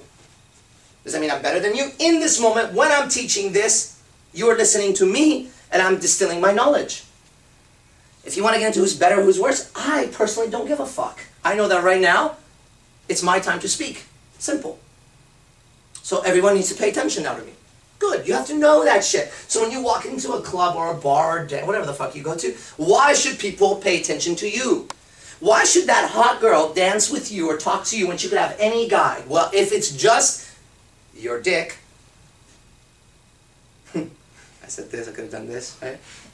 This subliminal shit. If it's just your dick, if it's just your dick, then it's not enough because she could have any dick in there. Okay? If she's that hot, you know, come on, you're a guy, right? Let's not fuck around. If she's super hot, she could have any dick. She's going, okay? So it better be something else, right? It better be something else. And this is what's exciting about learning game, is that you could actually be an intelligent human being and mate with the hottest woman in the world. Because those hottest women are not just looking for dick. That's part of it, right?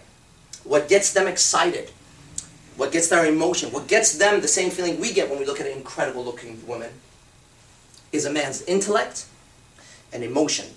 Okay? Now you may not know that, it maybe sound like a fucking myth. You just have to know how to present it. Because as I say that, I know a lot of guys here think, well, I'm really fucking intelligent and I don't get any pussy. You might be very intelligent, but your communication of your intelligence sucks. Really fucking bad. That's the problem. You got all this genius in here, like if Steve Jobs would just kept that shit to himself. And every time he spoke like a fucking retard. Steve Jobs, all that intellect, started speaking, was like, and it was like, okay, shut that guy up. That guy's funny. But he was like, but no one listens. No, because you sound like a fucking asshole every time you talk, okay? And that's what happens to guys, because growing up, if you're this intelligent, you were probably involved in something else than, yeah, beer and football and fucking, the jocks, right? The ones that got the girls in high school. I wasn't one of those guys, not at all. I was one of these guys. Pants all the way up to my nipples and shit, and all fucked up looking. That was me. Looking at the girls going, why is she like him? Look at that guy's an asshole. He's coming in the classroom burping, yeah, what's up? Patting me in the shoulder, flicking me in the ear. Meanwhile, I'm letting that shit burn. Going, you ass, watch. I'm studying martial arts. I'm gonna come back for you one day. I'm gonna fuck you up. And I'm gonna take your girl, you dick. I did all that shit. So the difference is that we grew up, and that's a generality, okay? But we grew up, if you grew up the way I did, getting more and more shy. In fact, sometimes you got really fucking brave if you were me and you were like, oh, no one knows the answer to that question on the math. I do, because I came from another country and our math was like a whole different level. So I was like, ooh, heart racing, fucking sweating, I'm gonna answer this shit. And the teacher gets like, oh, you know, this little guy never talks. And I'm like, all right. I go up there and I do the fucking math, but I have perfect memory of this shit. And everyone laughs at me and I get called a nerd and a sand nigger and a camel jockey and a terrorist, and I'm Persian. So, and I go, fuck that, I'm never speaking again. This is bullshit. This is bullshit. These fucking people are evil. They just want to kill you. Right? I know I'm a good guy. I know I'm intelligent. Yes, I do. Yes, I do. Okay, cool. I'm not going to answer that yet. Okay, so, okay, anyways, what am I saying? What am I saying? I'm saying that if you're intelligent, okay, if you're really intelligent, if you have healthy emotions, meaning that you don't think it's cool to fucking put a dynamite in a cat's ass. You know what I mean? That's not cool to you. That's like bad. Okay? Those are some qualities that women like. You have to add to that courage. Okay? You can't be like a genius coward. That would suck. My boyfriend's so smart, but he can't get out of the house. Why? Because he has social anxiety. Okay, well, fuck, that's stupid. You want your child to have social anxiety? Right? On a genetic level, she's looking at you for mating. That's what we're doing with girls, okay? Which I'm going to get into in a mating ritual in a second. But anyways, intelligence, emotion, emotional strength. You've got a text message. Emotional strength. All those things are super turn-ons for girls, okay? Now, you do have to have a look. Because she's not going to just fall in love with your head without ever seeing what you look like. Okay? Now, for her, she is looking at your physical presence. You see that? It's not denied. She doesn't want to walk with somebody. If you're Megan Fox, you don't want to walk with a fucking guy, and everyone's like, oh, and it's on the news and shit, and Megan Fox is dating some really ugly guy. And Megan has to like explain in every interview, but he's really intelligent. No one gives a shit, Megan. Look at the magazine cover. You look like you're walking with a skeleton. That's fucked up. So you do have to take care of your physical presence, okay? Good. You have to do that. And then comes the most important thing, how you communicate is all. Now, you may not realize this, but I'm going to show you 2 levels of communication. Are we still on camera? Here we go. First level of communication. I'll walk in. I'm not going to say one word. Here we go. Here's my first communication.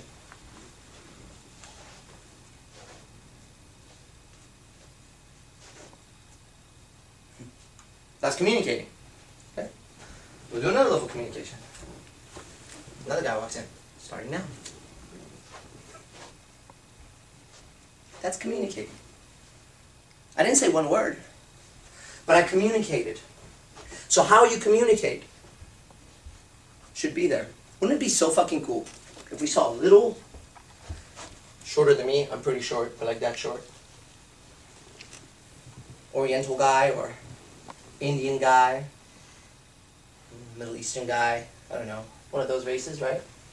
Walk in here, glasses, but like walked in here like a fucking prince, like, not exaggerated, you know exaggerated walk is like really fucked up, okay, like, that's not what I'm talking about, but like walked in like a fucking prince, and walked in and smiled and looked like he just had like, I don't know, a fucking Lamborghini parked outside, a private jet, and just walked in, looked at everybody like, hi, how you doing? And had a great day, and just with a presence, sat down and comfortable, and we'd be like, who is that guy?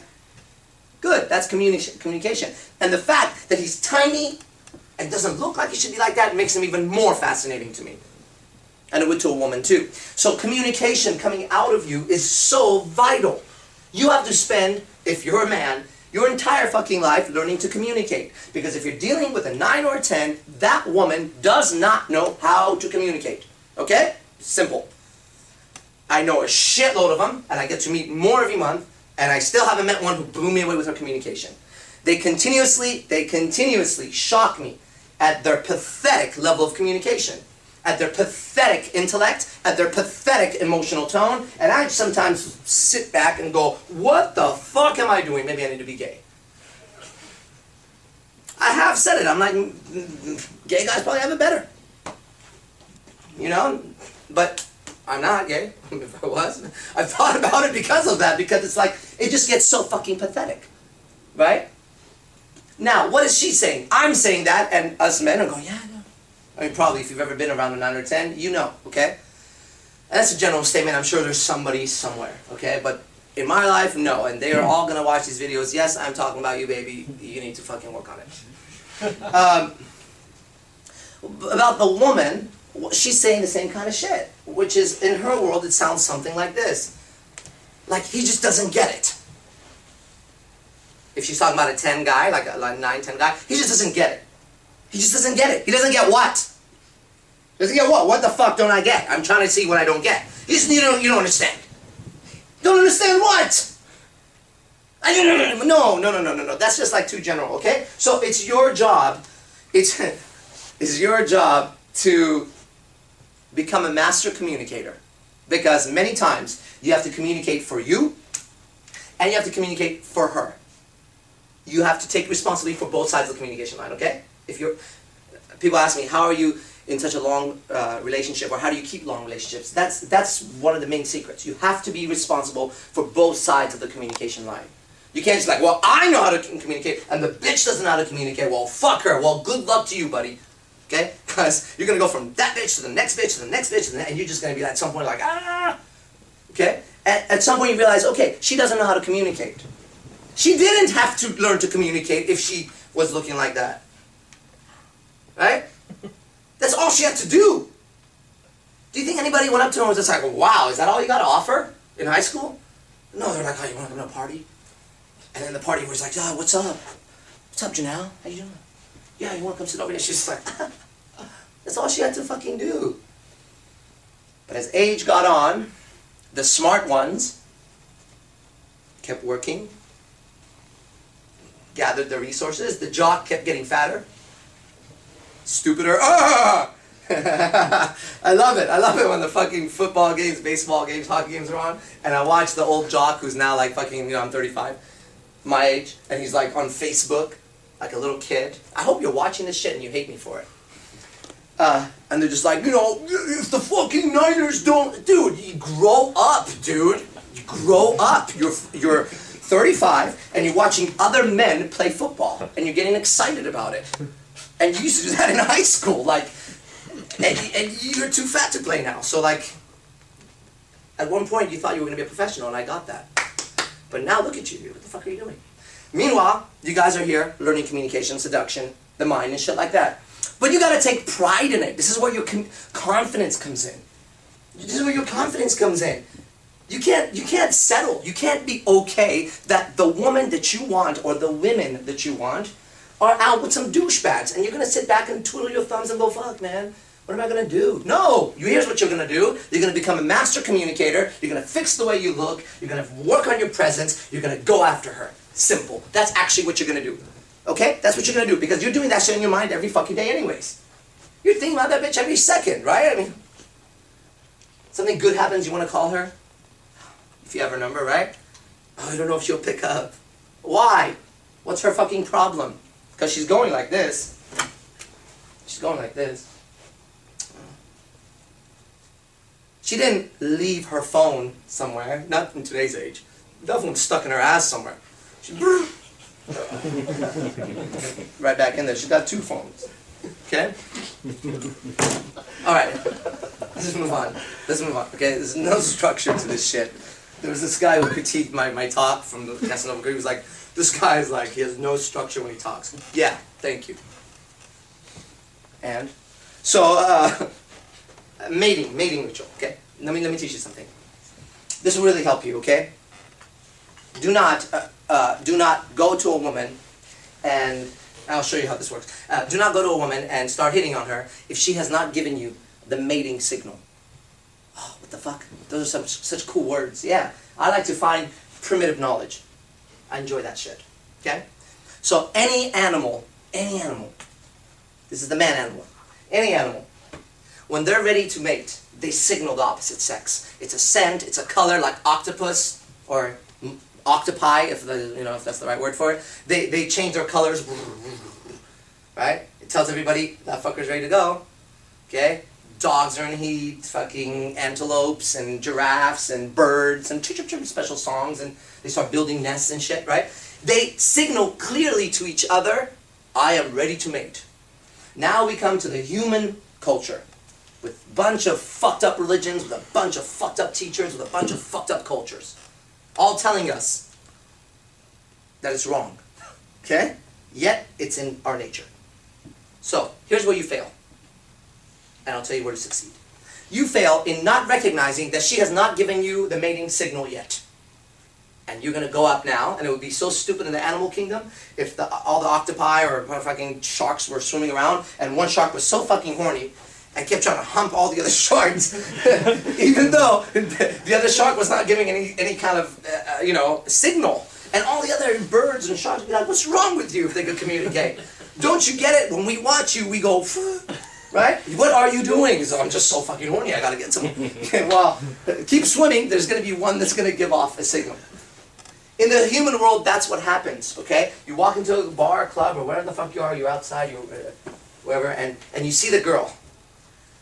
Oh, I have to have her. And you walk up and you start like, if you could see it in the animal world, you start walking up trying to hump her. You know? And she's going, whoa, excuse me. No, I have a boyfriend. Whoa, bitch, motherfucker, get away from me, asshole. Why are you humping me? Did I give you the signal? So good game, and if you study the mystery method, and I recommend everybody who wants to know games should study the mystery method, okay? Good game is like this. It's your job to do what the peacock does, the male peacock. Walks up, goes, does a fucking peacock dance. Look how healthy I am. Look how great I look. I'm still alive, look at me. I'm still fucking alive. No bear, tiger, wolf, coyote got me. Look at this shit. And she's going.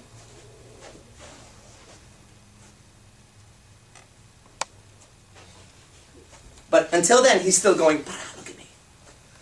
Look at me. Dancing for himself and shit. He's displaying himself. She's gonna let him know. If it's right, he'll start to approach. And even then, sometimes she'll be like, oh no, if he approached wrong. But his job until then is to go, gorilla's like, and she's sitting there picking her butt and eating it because the girls they stick their fingers in holes and put them in their mouth, right? And then she's looking at him, going, eventually, she starts signaling him. Big ass rump goes up and shit, right? But humans, we're not supposed to know that shit. So if you study game, you understand there's a word called indicator of interest. IOI for short. This is what you're supposed to do until she gives you enough IOIs. You say this. Look at me. Right? And she looks at you and you don't buy it yet. You go, good, you looking at me? So is everybody else. And then, through the audience, a few women will start to signal you. Mating signal. She'll go, huh. Do you have a girlfriend? Do tattoos hurt? Do piercings hurt? Have you always been bald? Do you always wear sweats? I don't know, shit like that. Those are mating signals she's giving. I have to be able to recognize, oh, okay, here we go. If she gives 1 or 2, it's not enough. She has to give me 3 or more. And then when she does, the correct human mating ritual, if you want the 10, is not to jump and hump her right away. Because she'll go from there to running away from you. You have to then have a good communication with her, which says this. Hey, I know you're hot. Let's not forget that, because if you weren't hot, I wouldn't even talk to you. What do you think? I want ugly babies? Of course not. I know you're hot. But what else you got going for you? Okay? Because obviously I'm on display here. And you're not going to be the only bitch that's going to go, ah, I know that. I know that. I know that if I go out. There's not going to be only one girl in the whole fucking club that's going to go, Arash. There's going to be multiple women saying that about me. So I have to choose. So I have to, when we get into that mode, I have to get there and communicate clearly to them. Okay, why you? Without being so rude. Why you? So I could say things like, well, tell me about you. What are you all about? Or if you could be anything in life, say, princess, what would you be? And that comes from mystery. I'm going to paraphrase a little bit, okay? Things like that, where I stimulate her mind and her emotions. I don't need to stimulate her body. Okay? If you want to know anything about women, and you know one of the things that girls say, he never gets it, they don't get it. Well, here's one of the things you don't get. Is that if you want access to her body, you need to have access to her mind and her emotions. Her body will just go right along with it. But if you just try to stimulate her body, it ain't going to happen. Okay? In fact, if you're in seduction, the final level, where you're actually having sex with a girl, you better be stimulating her mind and her emotions if you want to have great sex with her. Okay? Seriously.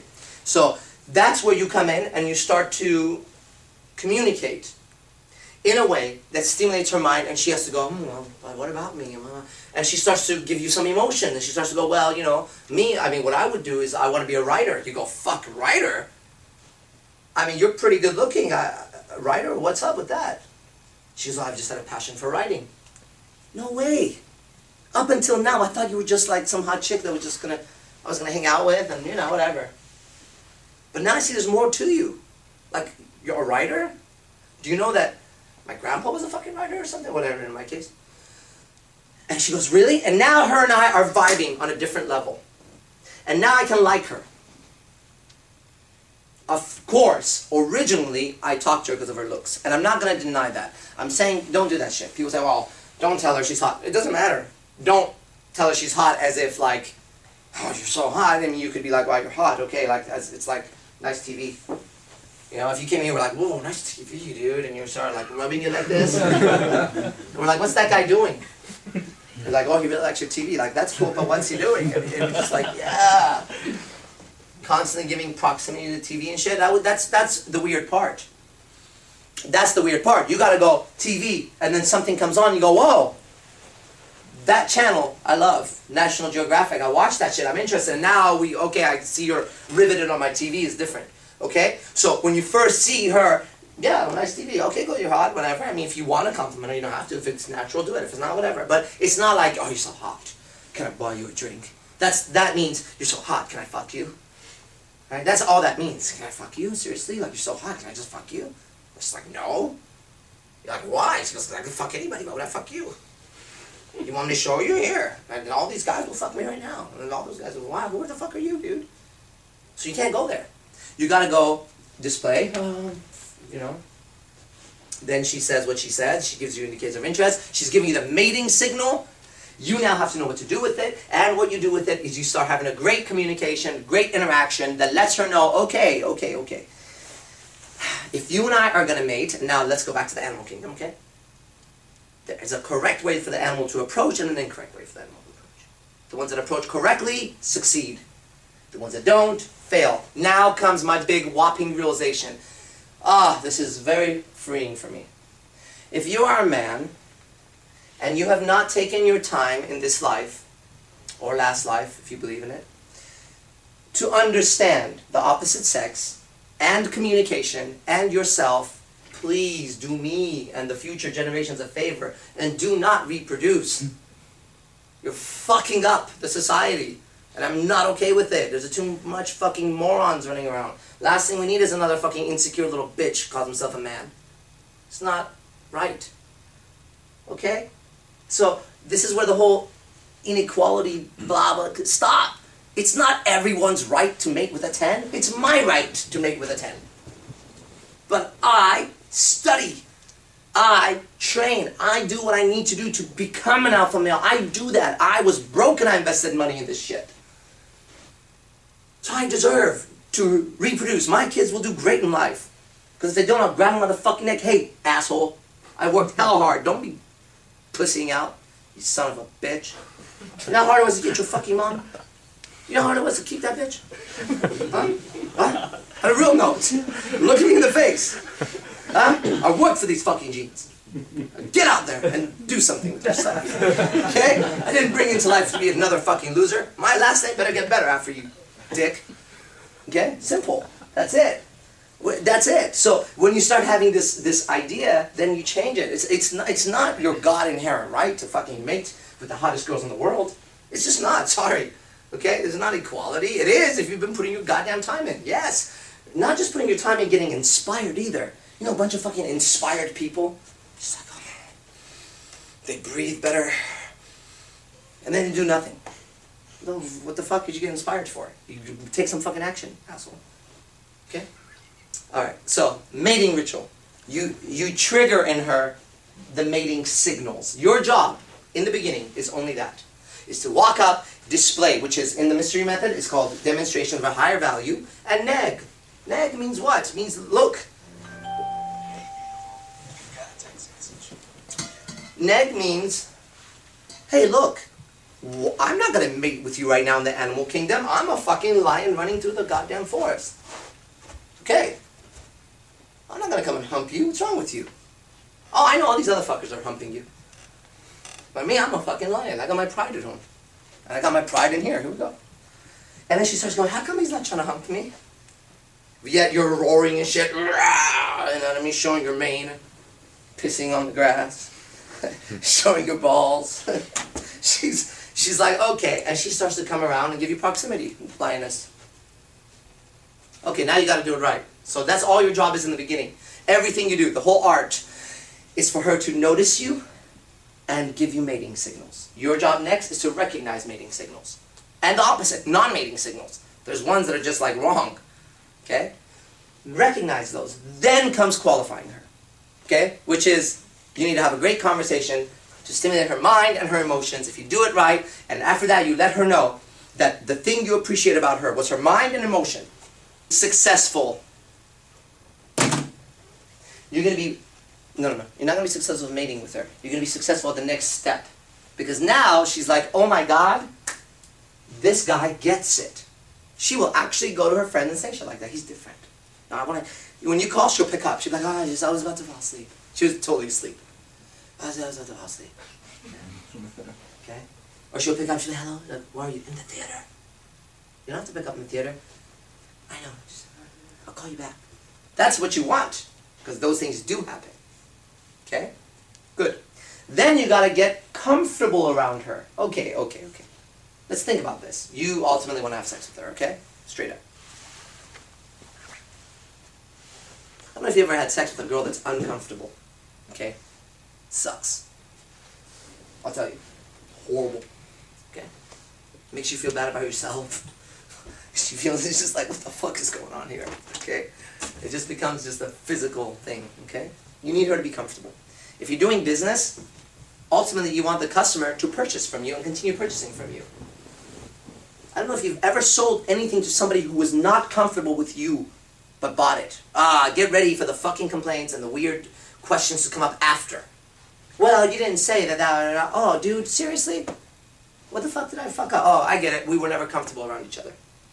So after you get the mating signal, you recognize and you do the right thing, talk to her about mind and emotion, recognize her for that.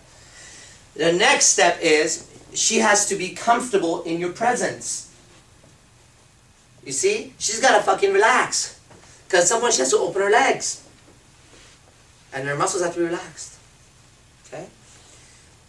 And the best way to do that, from mystery, and it works, is so she sees you in different locations and sees the consistency that you are and sees your value in all those locations. Maybe I was such a cool cat at that club, but after the club, we go to a fucking restaurant and I'm a fucking asshole to the waiter. Waiter comes up, I'm like, dude, bring me my food. She's like, whoa, dude, you okay? Yeah, it's a fucking asshole. She's like, he didn't do anything. No, he did. We've been waiting for 20 minutes. She's like, whoa, okay, sorry, gotta go. But she sees you one way in the club, then you're at the restaurant one way, then you're so fucking smart, you say, hey, let's go meet my sister. My mom and sister, we're gonna drop something off. You do that shit, you're good. She walks in there, there's mom and sister. Oh my God, there's a fucking family. This dude has a family. Okay. Now she's going, okay, I'm comfortable with this guy. He's not some crazy, psychotic, fucking rapist pervert. I get him. She sees your friends, she sees your work environment. Good. You're now moving to the next level. In human mating ritual with the highest level woman, you need to do this. Okay? You need to do this if you want to get the 10 and keep the 10. Then comes the seduction. Seduction would be eventually having sex, okay? But she's now comfortable with you. She's still attracted to you. You're not her best friend, right? You're not her fucking gay friend. You don't want to do that. But if you have the ideas that I have, you're never going to be the gay friend. Are you kidding me? How the fuck am I going to be a gay friend thinking the shit I think about? I'll catch her in the middle of her thinking I'm a gay friend. She'll say some shit, I'll be like, whoa. It's like girl-to-girl conversation, baby. What the fuck is this? We're so close. We are close. We are close. But let's not forget, I have a dick. Okay? When you forget that, I'm going to have a fucking problem.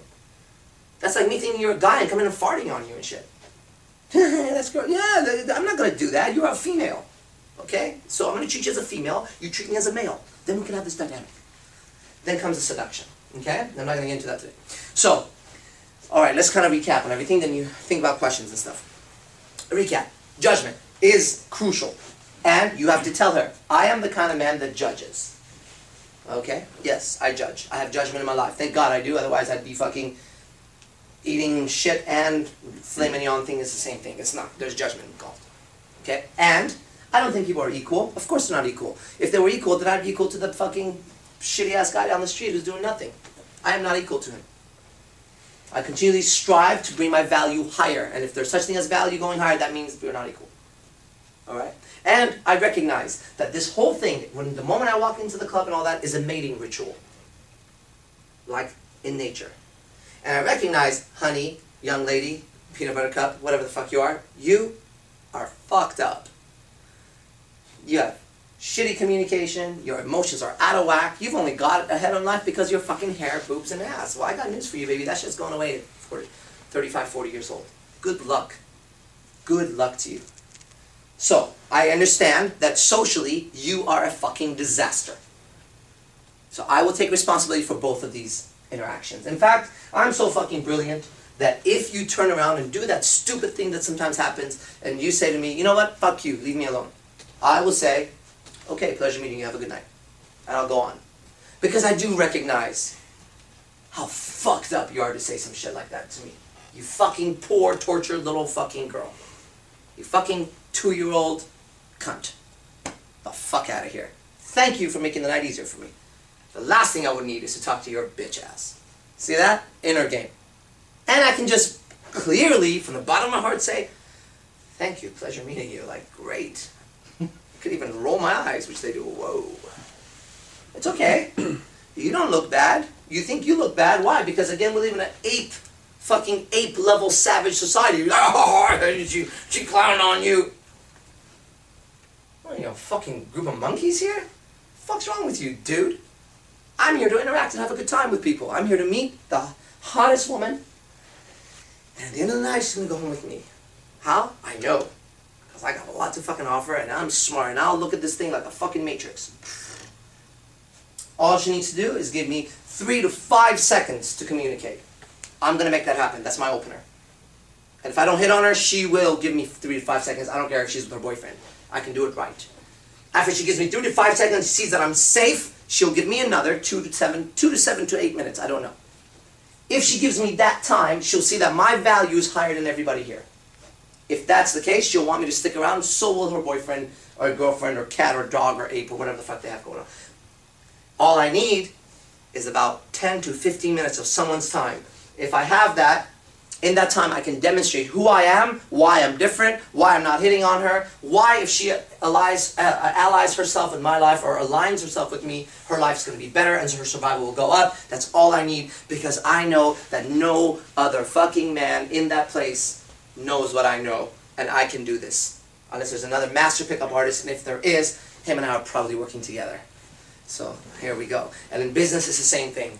If you own a business, stop begging people to buy your fucking product. It's very disgusting and ugly. It sucks. It's gross. Okay? What you do is you demonstrate the value of your product, knowing what it is. And you continue to demonstrate the value, give the value, and give the value, and give the value. Let them know that there's ways to get more value if they want. It's legit.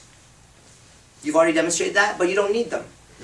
Because if you have a business that only counts on that one fucking person in front of you to make or break it, then you don't have a business. You have a weird hope, faith, weird, I don't know what the fuck you got going on. But a business has the ability to generate, to get people to come. If 100% of the people here are not here next week, the week after, there will be this many people here again. You see? That's a business. It's not you that makes or breaks this business. It's this that makes or breaks the business. You get that? So this is the same philosophy. And if you're walking around and that one woman, the one that's got you all fucked up, is the key to your fucking reproduction in the future, then you have a fucking problem. Because you have a lifestyle that generates women. You might have to go out 2 to 3 times a week. You might be a nervous wreck. You might be a socially nervous fucking wreck. Good. One of 2 things is going to happen. A, please don't reproduce. We don't need another one of you in this world, okay? So go somewhere in a fucking cave, hole, die, and that's okay. We don't care. Wow, that's very rude. I don't give a shit, okay? Seriously, we don't need another one of you. 2, you're not okay with that happening. So you take action and steps to fix it. Then great. Welcome. Get on team. Let's make shit happen. Because we need more of you.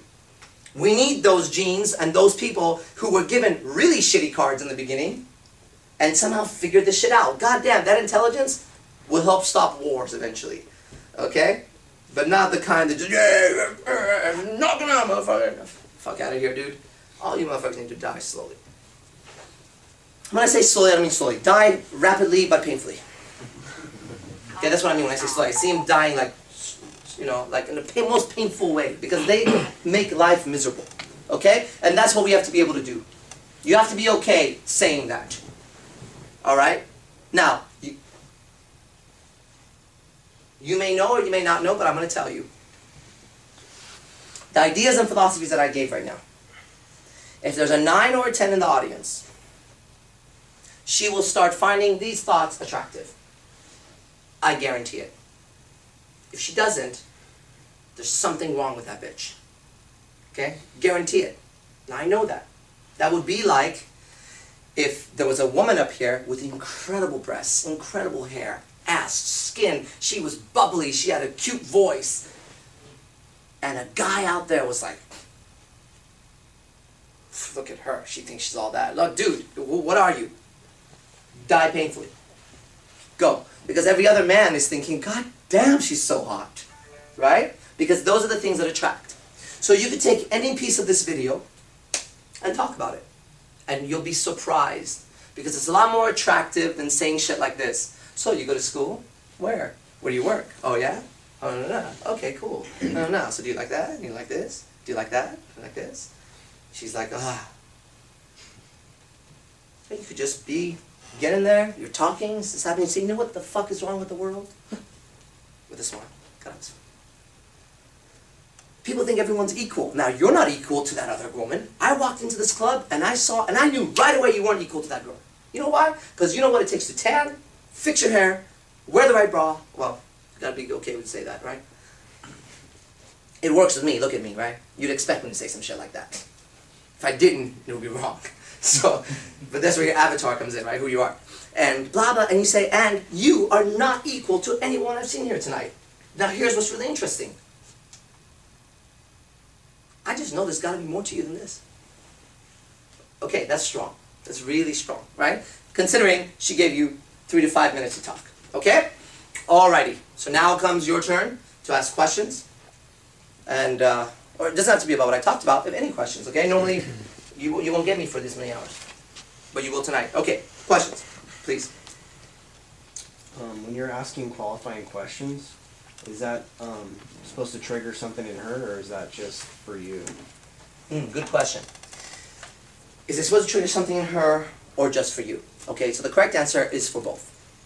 Okay? With the moment you recognize that you and her are in a dynamic relationship that benefits both people, then you have the next level of game. Just like the moment you recognize that as a business, it's not about me or you, it's about us in a dynamic relationship. You need to benefit, and I need to benefit.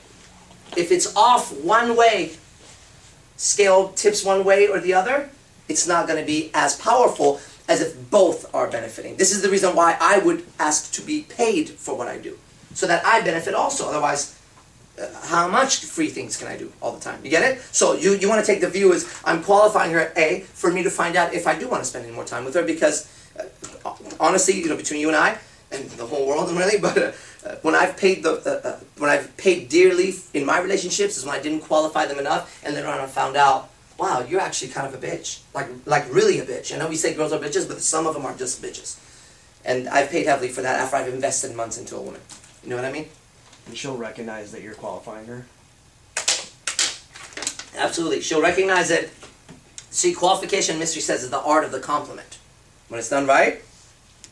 So we all as men have this thing that we want to compliment beautiful women. I don't know what it is, but we know we have that like oh, you're so beautiful. Like, why do we have to say that shit? I always wonder about that, right?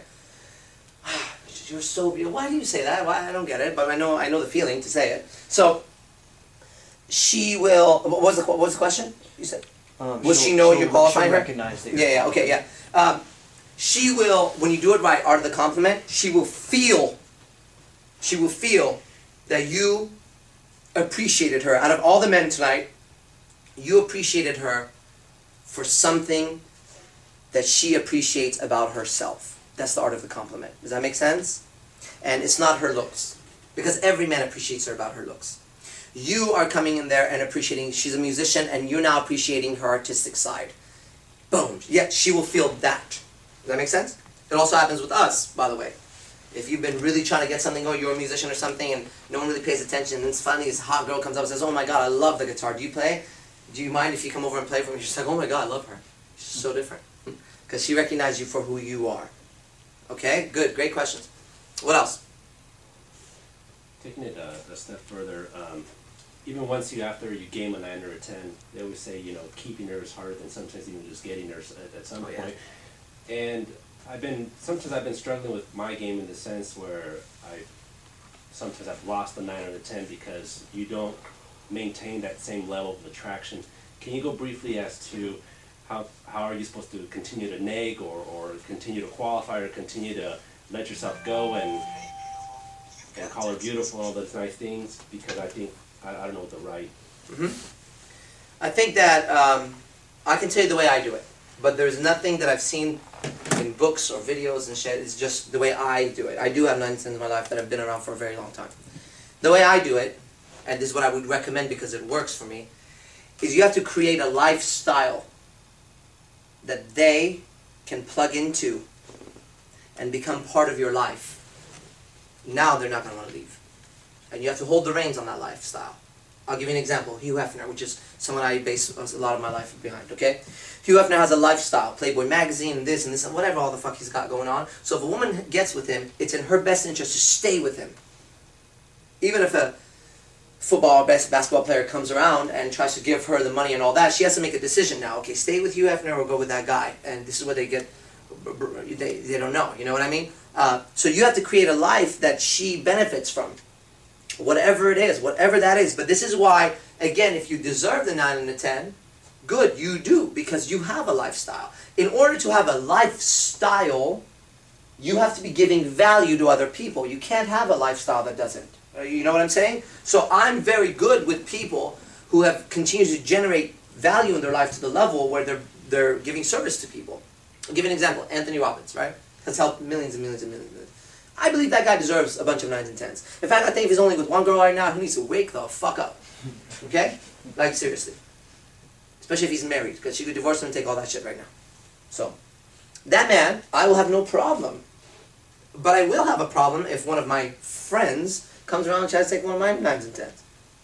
Get out of here, asshole. What the fuck do you got to offer the world? So make sure that you, if you get the 9 and 10, as quickly as you can, you plug her into a lifestyle that feeds her soul. Now there's 9s and 10s in computer field, there's 9s and 10s in modeling, wherever the fuck they are. Right? One of my most gorgeous friends right now works at Cisco. Does anybody here work at Cisco? Yes? Mm-hmm. Do you know any new people that have shown up recently or not? Are you aware of them? Because it's a big ass company. Yeah, it's huge. Okay, good. I'll give you her name afterwards if you find her. She's so phenomenal looking. Okay. And there's a girl. This is a funny text. Text says, I'm going through another heartbreak. It's one of my guy students. It's funny, but not funny. That's okay. So does that kind of make sense? Create a lifestyle. Okay, plug them into it. That's how I've done it. That's how I'll continue doing it. And it'll no longer be just about me anymore. I have to find out what their desires, what their passions are, and I have to legitimately help them achieve those things. Now, why would anybody want to leave that? You know what I mean? Why would anybody want to leave that? Because now we're no longer talking about just physical attraction, which is so small. Like, that shit fades. I don't know, right? It fades. You've ever been with somebody long enough, you just know. You know they're beautiful, but it's different. Okay? Okay, great. What else? Okay. Yes. I have a question. Let's say you're in the club and there are 9s, 10s, and girls which I want to pick up. And how I can show her that I am there? Because I can wait for indicator of interest, you know, whole night, yeah, and there won't be this indicator. How can you show her you're there? Is that what you said? Yeah, something like that. So you walk in, let me get this straight. You walk into a place, how can you show her that you're there instead of waiting for her to give you an indicator of interest? Correct? Yeah. Okay, good. This is where it's called peacocking in the game, okay? If you read the mystery method. Peacocking. And mystery said to me, and I've heard him say to others, but he did tell me personally, he said, listen, you have to be the observed, not the observer. Okay? So, when you walk into the place, you got to ask yourself before you walk through that door, why are you going to be the observed? Why is everyone going to go? Because if they're not doing that, and she's a 9 or a 10, it's going to be very difficult. Do you get what I'm saying? This is why the very first step I take now, I didn't do this, I just started last month. The very first step I take now before you do a boot camp with me is you do a makeover. Because of that reason. Because you could have a great game, and you walk in, and if you don't attract her attention, you don't stand a chance. Okay? If she's a 10, you're not. She's in a different world. She walked in, everybody turned. You get it? Everybody turned.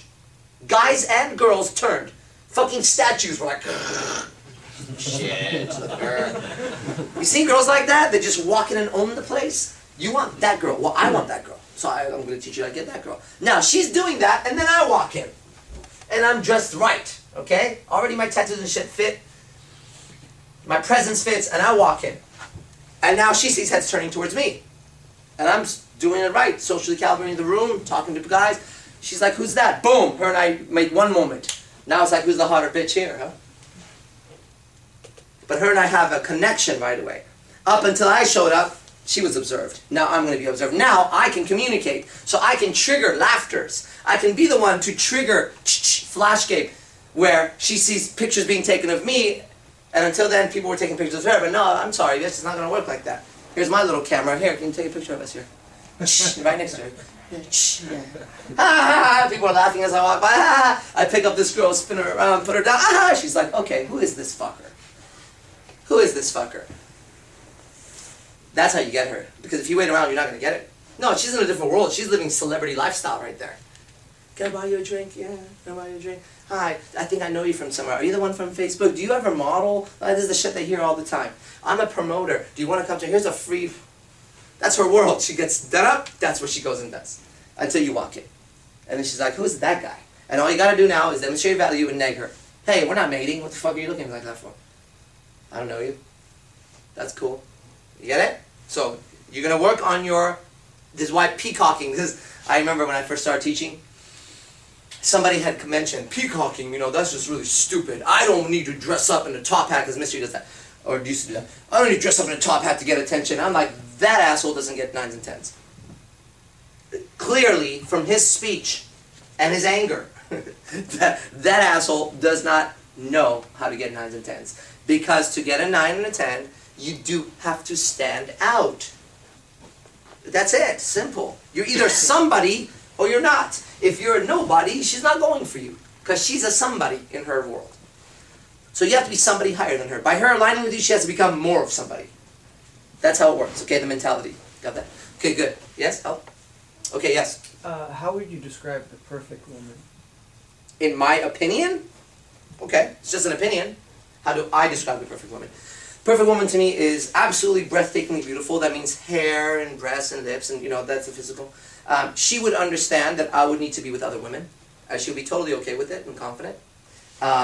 She would be willing to have a child or not have a child. She would be aligned with my purpose and pushing it as me, number one, not trying to make her career over mine. That shit doesn't work for me at all. She's got to go, okay, I'm here to support your career and make you into who you are, because with you comes my survival. She'd have to give me enough time to live without her and also want to spend time with me. When she's not with me, I'd have to be very secure in myself that she's not out with other guys, and that's like very hypocritical, whatever. It's not. So I'd have to know that she's fulfilled in her friendships and all that other shit and doesn't need another dick anywhere. So that's just the first stuff that are top of my head. I want her to be adventurous and spontaneous. I want her to be, I want her to have beautiful friends, girls, who are attracted to me. It's a great world. Let's keep going. Ask me questions like this. I have that girl, just so you know. Okay, some of you have met her. Okay, anybody else? Questions? I'm just curious. So you have like a group of girls that's like your girls or whatever?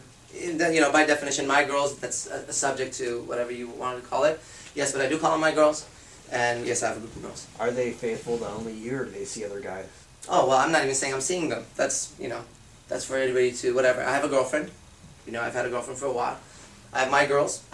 What I can tell you about my girls, if you say, well, why you can't just say they're your girls? I can, because I'll tell you this, okay? If they had to choose between their boyfriends and me, it would be me. If I tell them to quit their jobs, they will. If I need a place to stay, I have a place to stay. I have compliance, okay? Now, whether things are happening or not, that's going to be between me and them and my choice, always. You see that? So those are my girls. Now, are they faithful to me? No. Sometimes yes, sometimes no. Faithful is definition like how, what do I want them to be loyal to me. So it means what? For example, let me give you a recent scenario. One of them got a job somewhere.